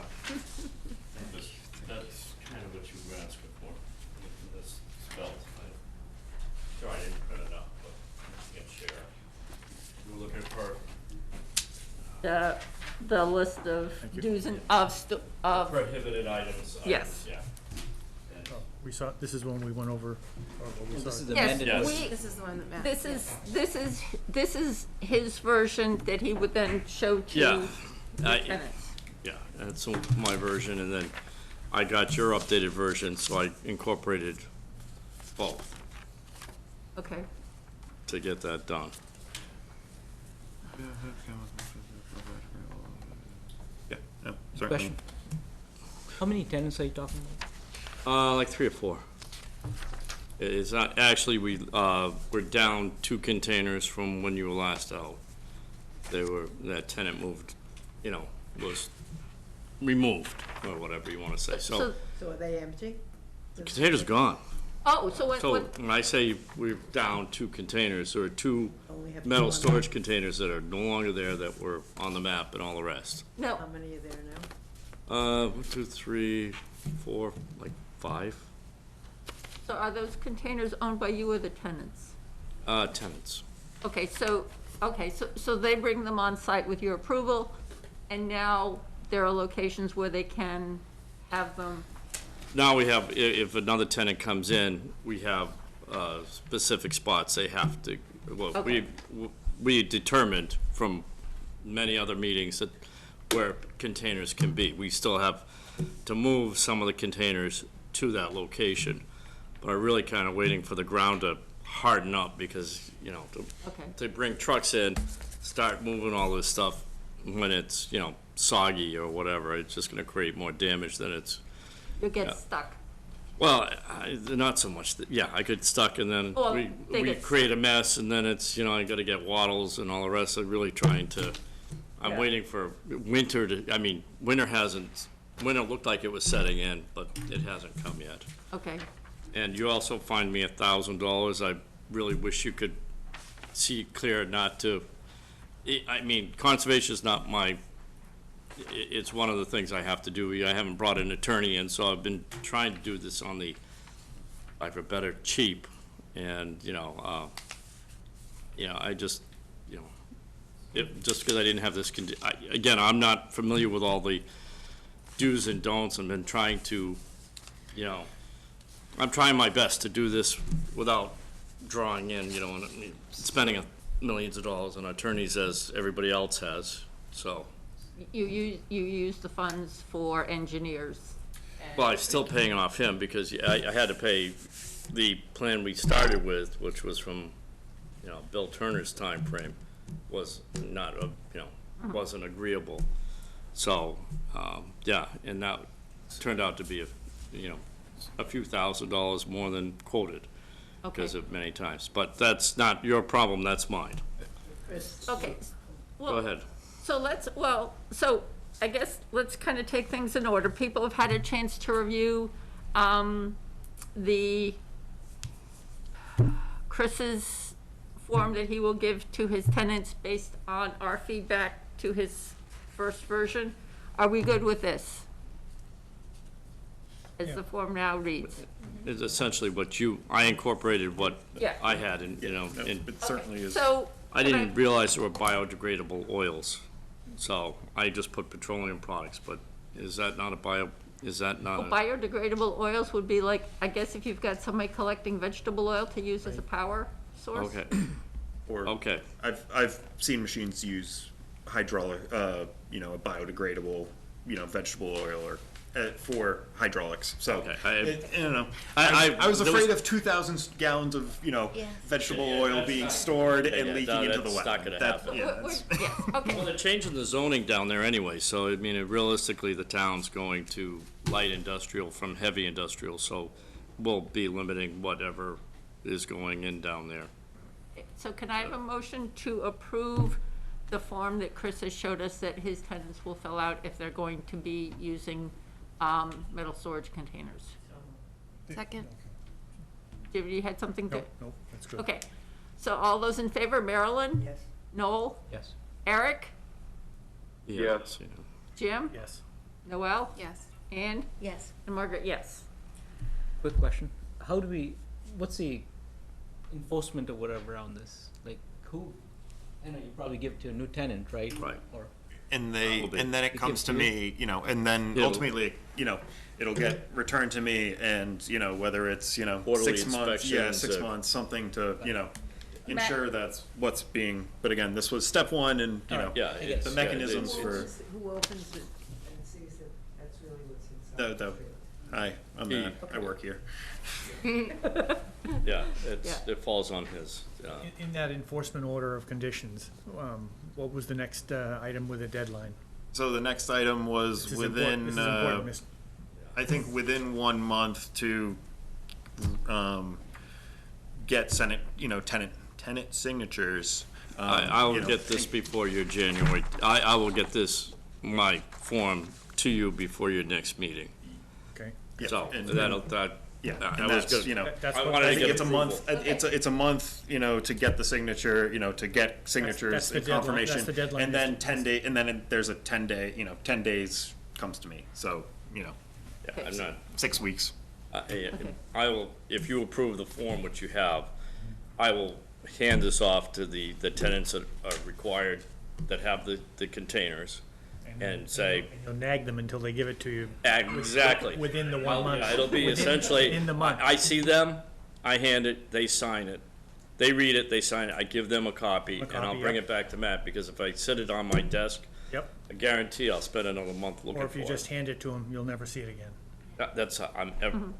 Chris, procrastination has been your pattern. Yep. So, No, I- so I- if you're asking for us to give you relief from what we have issued, you show us what you can do, and then we'll maybe can reconsider or not.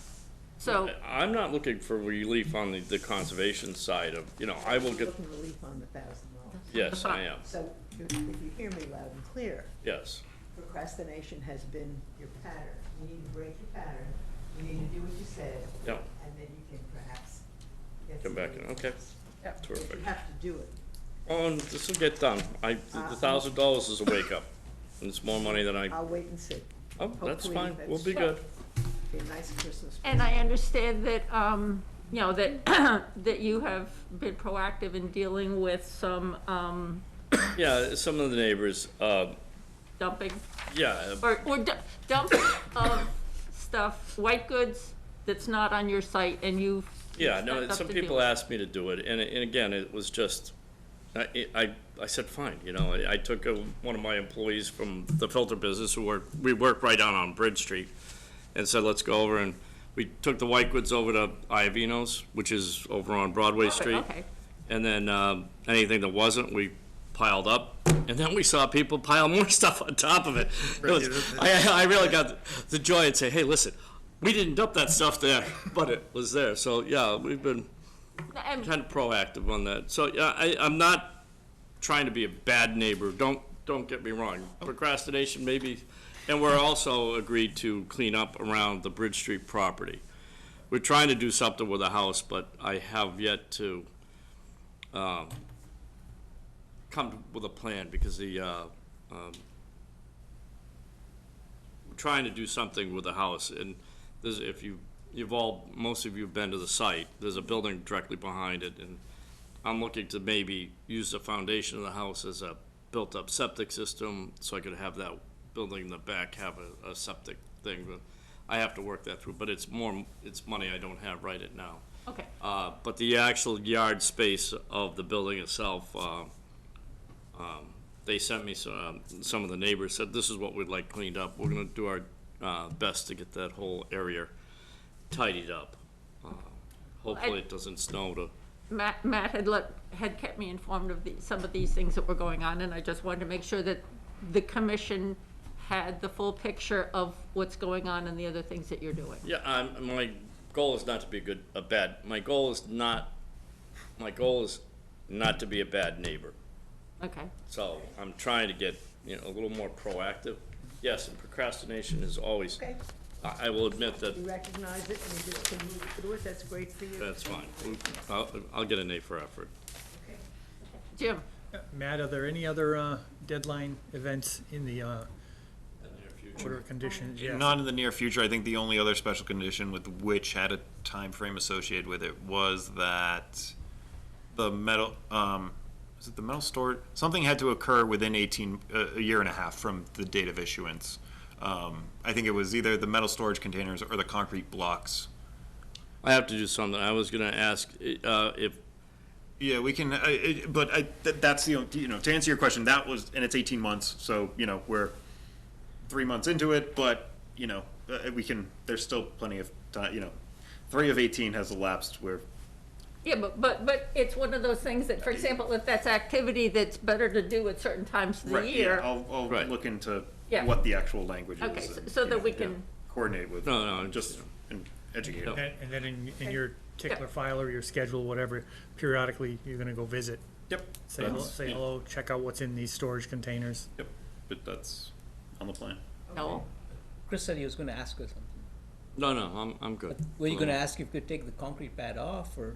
Oh, no, we've got plows that are, I have I don't know, these are probably more of an eyesore and probably concrete's better, but I could put some barriers using used plows, not the hydraulics, just the actual plow itself. The blades. The blades, because I've found that we've got 3 or 4 or 5 of them sitting on site that are not usable as existing plows, because they've got rust holes or whatever.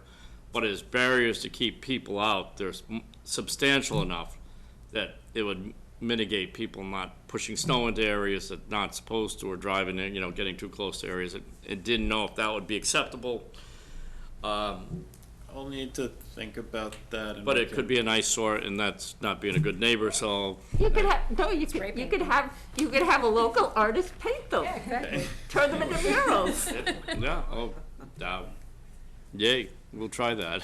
But yeah, I think, Matt, think about it. If there are any downsides to using a plow instead of concrete, Yeah, blocks. I'll think about it and touch base. Yeah, whatever, we're good. but yeah. Yeah, that was the other thing. It's, again, we discovered we had more than a few, and I just, like, what am I gonna do with these? I can bring them to the metal recycler, but as barriers, they are substantial, and they don't move.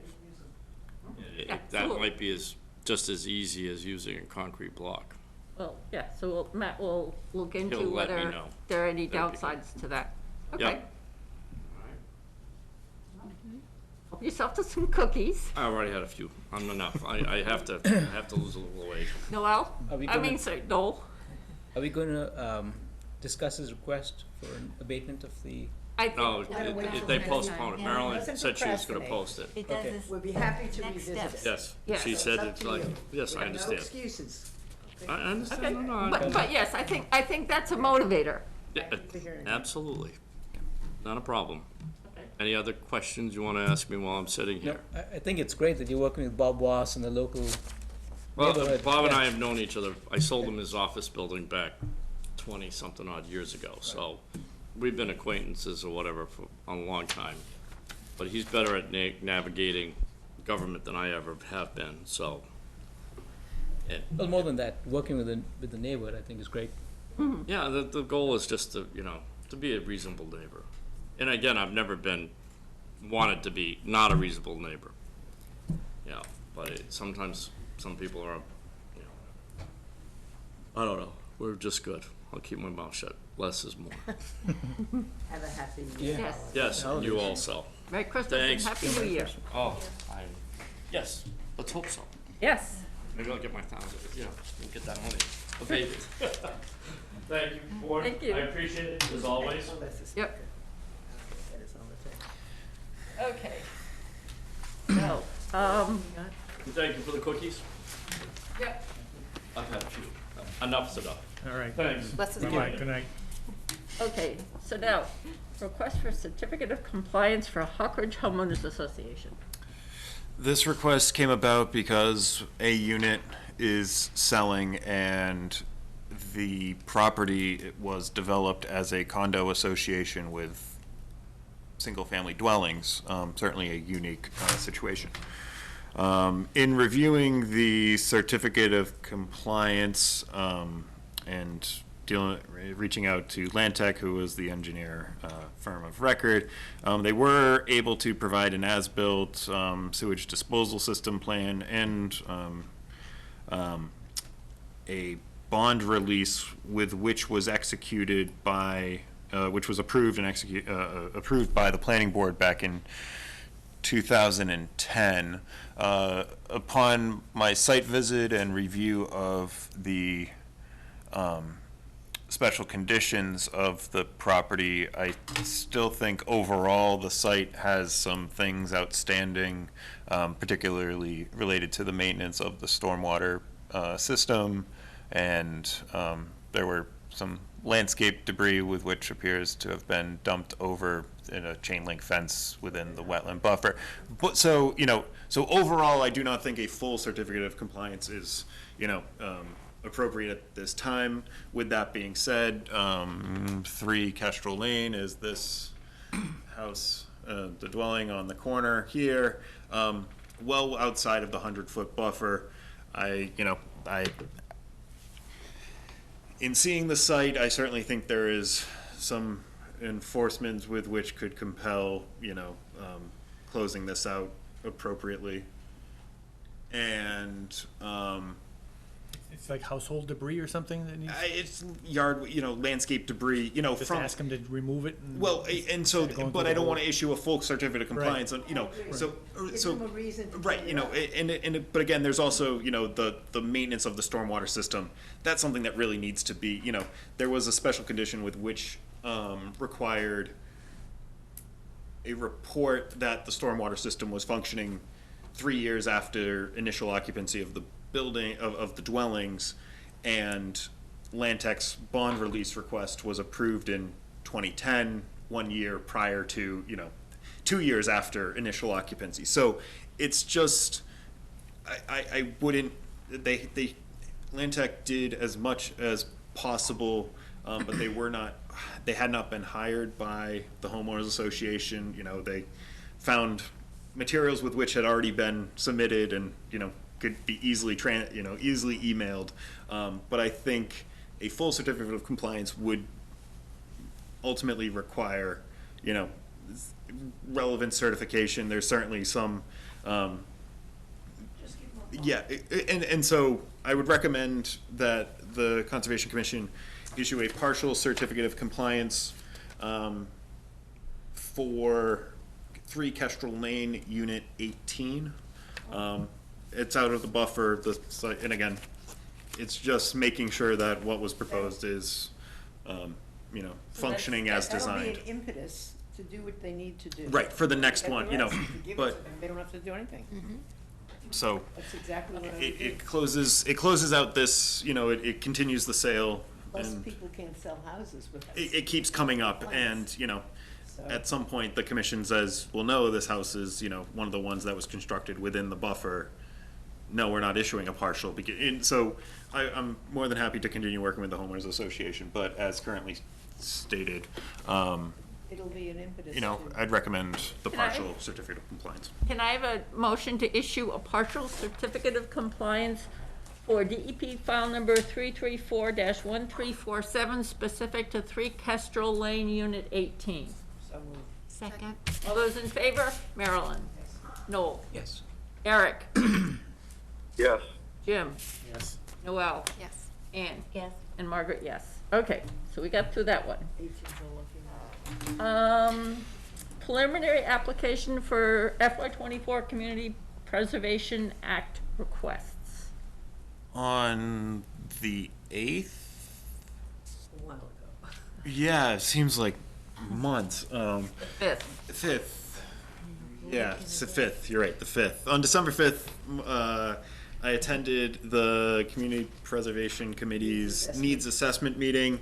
I identified 3 potential projects. They were certainly received favorably. One was for supplemental funds for the O'Brien Farm footbridge, with which monies had already been appropriated. It's approximately $20,000-$30,000 extra for the total cost.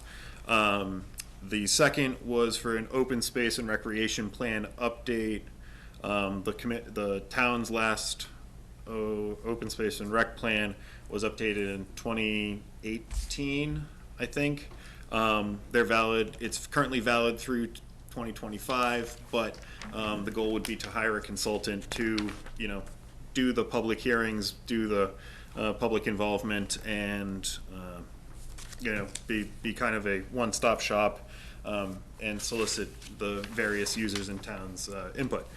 The last was for effectively to hire a consultant for a management plan of the commission's properties to evaluate how they're being used, what the usage is, how is that consistent, and provide recommendations for the commission to implement. Jim, I know, there had been previous discussions about, funding a ranger position through this. High-mounted place. Yeah, with which cannot, you can't be hiring staff with the community president. You can't be hiring a position. I tried I looked through the Community Preservation Coalition's previous projects to see what was available, what had been previously approved, and, let's not try and reinvent the wheel and try to, but hiring a position certainly wasn't going to be. So my thought process for, this, the Conservation Commission Management Plan is to evaluate what's, various times throughout the year, various days, whether it's weekends, daytime, the weekdays, throughout the year.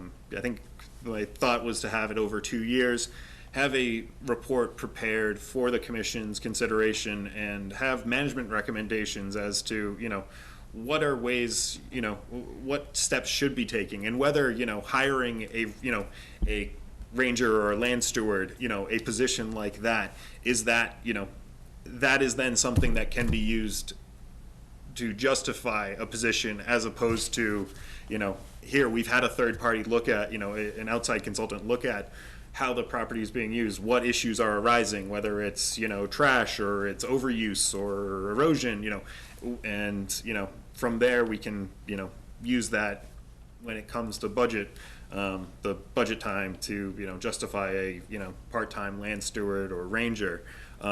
It's one of those, with the town manager presenting the proposed budget last night at the select board meeting, the financial situation isn't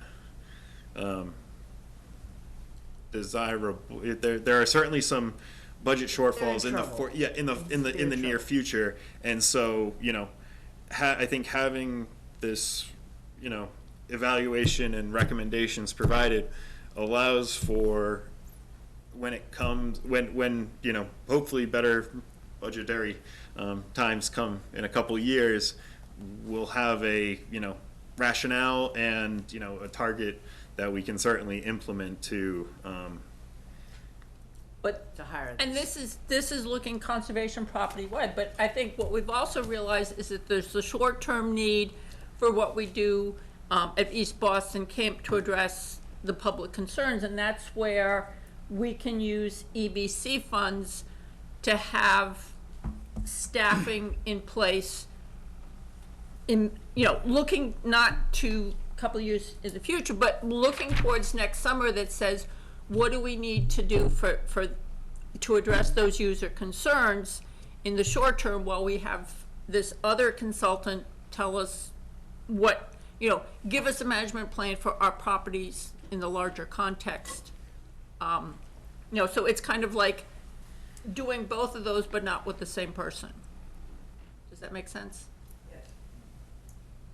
I'm sure it'll be a lot of money for a consultant to write us a big fat report, put it in a nice binder, shiny covers.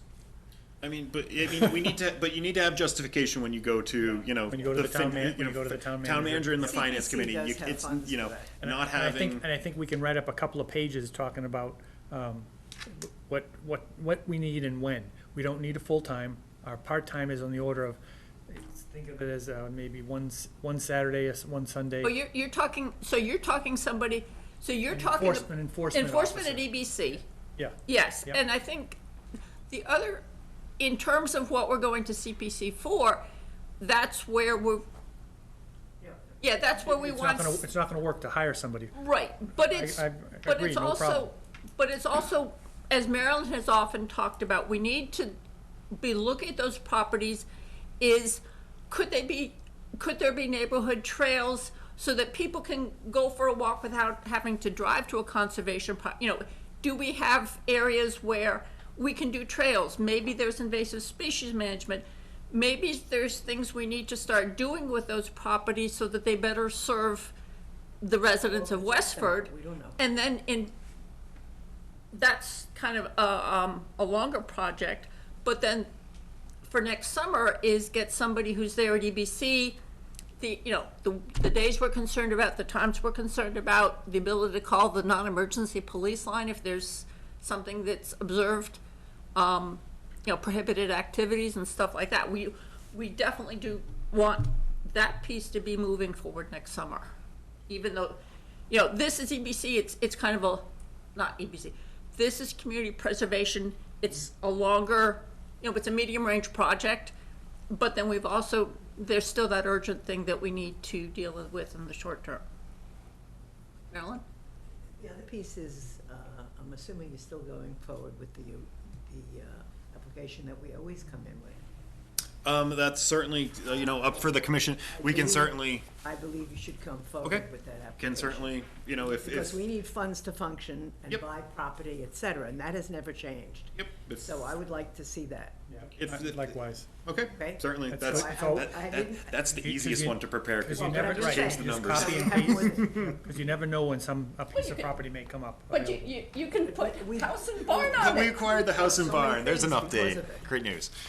Yes, I can certainly, if the commission is in favor, And I had another idea. my goal is to have these applications prepared for the commission's meeting on the 10th for you to, review and support. Oh, we never saw them before, but that's perfect. Yeah. But Marilyn, That's you what I'm had- actually, I want to try and get My it to. idea, okay. Yes, You know how at colleges, people take positions from like a senior in college, if they were interested in conservation and other kinds of things? There might be some way to liaison with the University of Lowell, I don't know if it's. So they get a credits? Person or not, but it became an internship for them to do what we need at East Boston camps. I just think, you might make a little bit of an inquiry as to whether they have any seniors who are interested. I think it would actually be For a better to short be window. Like law enforcement. juniors. I Whatever. think juniors would be better, because seniors are will have already graduated. Okay, well, Juniors all will, right, so, okay, still okay, have so- another so year make of. it a junior. Yeah, no, The but point being, that's, I was that's thinking- something we can, I was thinking more we've than happy to never done explore. anything like that, but, Great you idea. know, if somebody really is interested, we could figure out something that would be valuable enough for them to do that, and maybe spend some time with you, Matt, or something, but you might have somebody that we don't pay. I'm not sure. well, but the other I think thing, it's worth inquiring whether there's such a possibility. and what I like about your idea is yes, UMass Lowell is nice and close, but also if there are colleges in the area Sure, it that doesn't have to offer be- that offer programs that that get into that are involved with Conservation or. conservation Yeah, it's just or an idea of Yeah. where you might find somebody who's capable and interested and wanna do it, and they're not doing it for a lot of hours probably. It's a short window. And maybe they got credits for it, you know what I mean? There has to be a return Yeah. of some sort. Yeah. I'll certainly see It what just that's occurred to about. me. No, it's Okay. okay Discussion. discussion items. Speed runner, here we go. Stony Brook Conservation User Concern Follow-Up, I think we kind of actually touched on a little bit pieces of that in the previous discussion. The Edwards Woods Conservation Area, the restoration of the disturbed areas, I don't have an update. There's still no the facts. Department of Public Works the director is leaving at the end of the month, so there's I'm trying to work. You're talking about Steve Cronin? Yes. Are So you I'm working with Jeff, though? working with Kyle? Kyle. Yeah. Sorry. Just someone Right. who's I mean, there and who it, but Jeff is. and it's like I don't know. Jeff. No, I'm not. Jeff, we're set. Yeah, I mean, Yes. my boss is Jeff. Yeah. Yes. Yes, I had been working with Kyle, but I think there's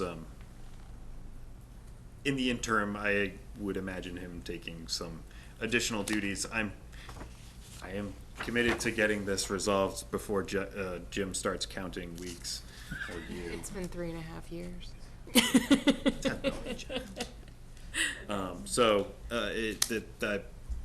There are changes staffing at Public Works, but I am We're in a mess. Were you favorable to getting it done. You were, and I'm talking about whether it was related to the leaves at Noel had seen dumped. Was there another round of letters you were going to send? He did, to the, a little bit farther out of the buffer. Yeah, I think, I don't know if you ever told me the address where you saw Lakeshore Drive South, if you can send me that. Oh, I did not. I will. You just told me people were, and I'm like, Yeah, it's that's right a at- big, I'm yeah, like, that's right a on the big corner of road. Pine and Lakeshore Drive, Yeah, that okay. house right there in the corner. Okay, so, yeah, if you can, I will. put that in an email, then I can get that out as well. The discontinued road between Providence Road and Kersey Circle, has an update. I received a phone call on Monday from a user of that trail, and the homeowner at 2 H.R. Adams Way, with which there is no public access across their property, did stop people, and in speaking with another resident of Kersey Circle, he has put up no trespassing signs and kind of orange construction fencing in the interim. It's private property, so there has been, in speaking with a resident of Kersey Circle today, because they noticed the orange construction fence behind their property, but also their neighbors had made comment about, this letter from the town about, this way, and I strongly encouraged them to contact me, because, I am committed to, if there is interest from the residents to get a public access to the private property, and the property owner is still interested in granting a public access easement to continue to the larger Conservation Commission property to the north. Let's make this happen, and Yeah, but it's the right time. right, It's the and right so hopefully I hear back from some more Kersey Circle residents in the upcoming days to kind of get a critical mass of continuity from Main Street to the private property, and then we can progress with, Mr. Adams. acquiring access, public access the entire way. That's where I'm at. I have no update to the Summer Village Conservation Restriction Amendment update. The Freedom Park improvements, we have received emails from Marisha Taylor inquiring about just kind of, she'd watched some of the meetings, and so she had questions, and Margaret has been responding. I need to be a little more active in responding. But Noel also connected us with the Scoutmaster of Troop 159. Remember, there's only 4 in town. 3 now. And, and in terms of a service project for the Scouts to, tackle some of the items on kind of the list of things to be done, and probably looking kind of springish, particularly with planting and things to that effect. Now, would they be able, would the Scouts be able to do the things like installing posts to install fencing? Yeah, Because we have adults. We have adults to help. Yeah, I would, just making sure we're kind of in the same location. We're not, creating, new conflicts. But there's also double fences everywhere out there, so I think it's. So yeah, but someone has to reach out to the neighbor, the 9. neighbors. the abutter. Yeah, just to let them. You're going to reach out to them, right? Yeah, and again, when we're getting a little closer. Yeah, and Maurice Taylor had, we had provided her with the plan that the committee that was basically working with the residents and a landscape architect to come up with a plan for what Freedom Park would look like. We had provided that plan to her. She thought it was our plan, and it's like, no, I need to tell her that we just approved it. Other people, it was their ideas.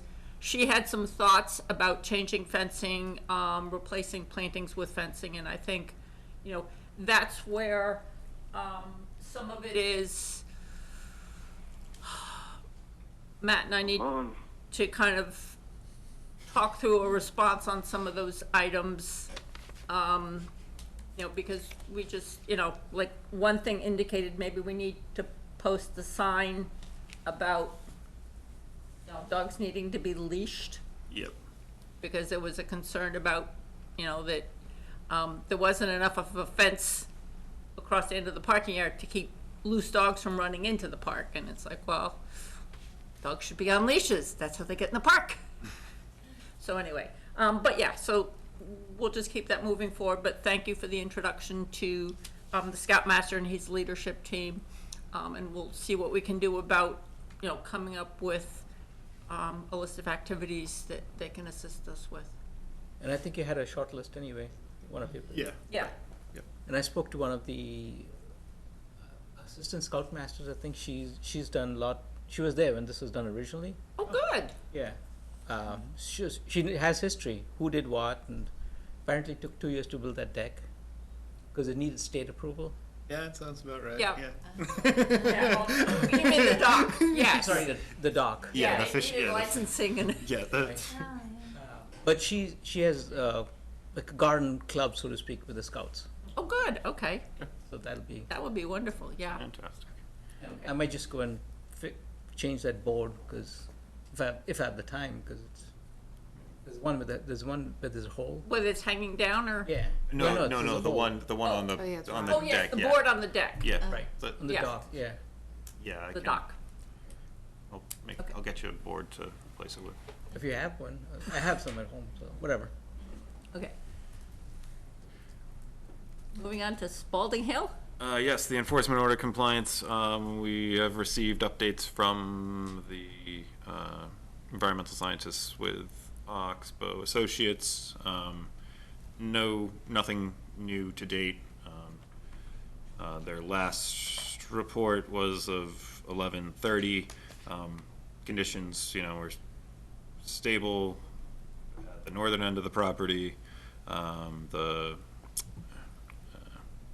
replaced sediment trap on off of Groton Road so they are mindful. I'm getting about every other week updates about just kind of how, I don't know if this weekend's rain helped the conditions at the north end, but they're being actively monitoring it, so that's, progress. 31 Bridge Street we discussed. The Day Agricultural and Conservation Land, the request to extend the lease 5 years. This was the letter received by Ms. Knoll regarding the desire to continue farming on the property in 2024. I included the photos of the commendations with which she received from the City of Lowell, the State Senate, and House of Representatives. And currently I'm waiting for the 2023 license fee to be paid, and also I'm waiting on the results of the soil sampling from this past year before getting the new lease executed, and taking it to the commission for their ultimate. Is it a license fee or a lease fee? Lease, Okay. I mean, lease fee. She owes money. We haven't received it. She owed money. We have not received it. The payment for 2023's lease. Yeah. So I think she has to pay that before she gets the 2024 lease. that's my. I've conveyed that in an email to her. So hopefully this gets resolved again. I want to have, farming and agricultural activities at that property. It's the ultimate goal. Marilyn? I just thought of something because you said that, but it's not about the same thing. Are you still going to the agricultural? No, they're emailing me. Yeah, but And- they're down to like 4 members. And they can't meet. They don't have a quorum. All right. Well, let's. Anybody know anybody who's interested in being on that committee? Since they changed it to Monday nights, I can't do it anymore. Maybe they need to change the things. You know anybody you can talk to or no? I'll think about it, yeah. I've tried to reach him, but he's so hard. It's just an observation. There's a request for a certificate of compliance for 28 Green Needles Road, formerly known as 30 Green Needles Road. I don't know why it was changed. I don't have an answer. The Included in the request, this Atura law firm provided a brief memo or brief note that the order of conditions was issued in 1994. The property owner, I think, acquired it in the mid-20-teens, so they acquired it with an open order. In looking back through the files, I was able to find an existing as-built septic plan, which does show the proposed garage, shown here, in the approximate location as the plan of record, which strangely looks like it was hand-drawn by Bill Turner. And so if the commission doesn't have any questions, I would recommend issuing the certificate of compliance for 334-0619. Can I have a motion to issue a certificate of compliance for DEP file number 334-0619? Second. All those in favor? Marilyn? Yes. Noel? Yes. Eric? Yes. Jim? Yes. Noel? Yes. Ann? Yes. And Margaret, yes.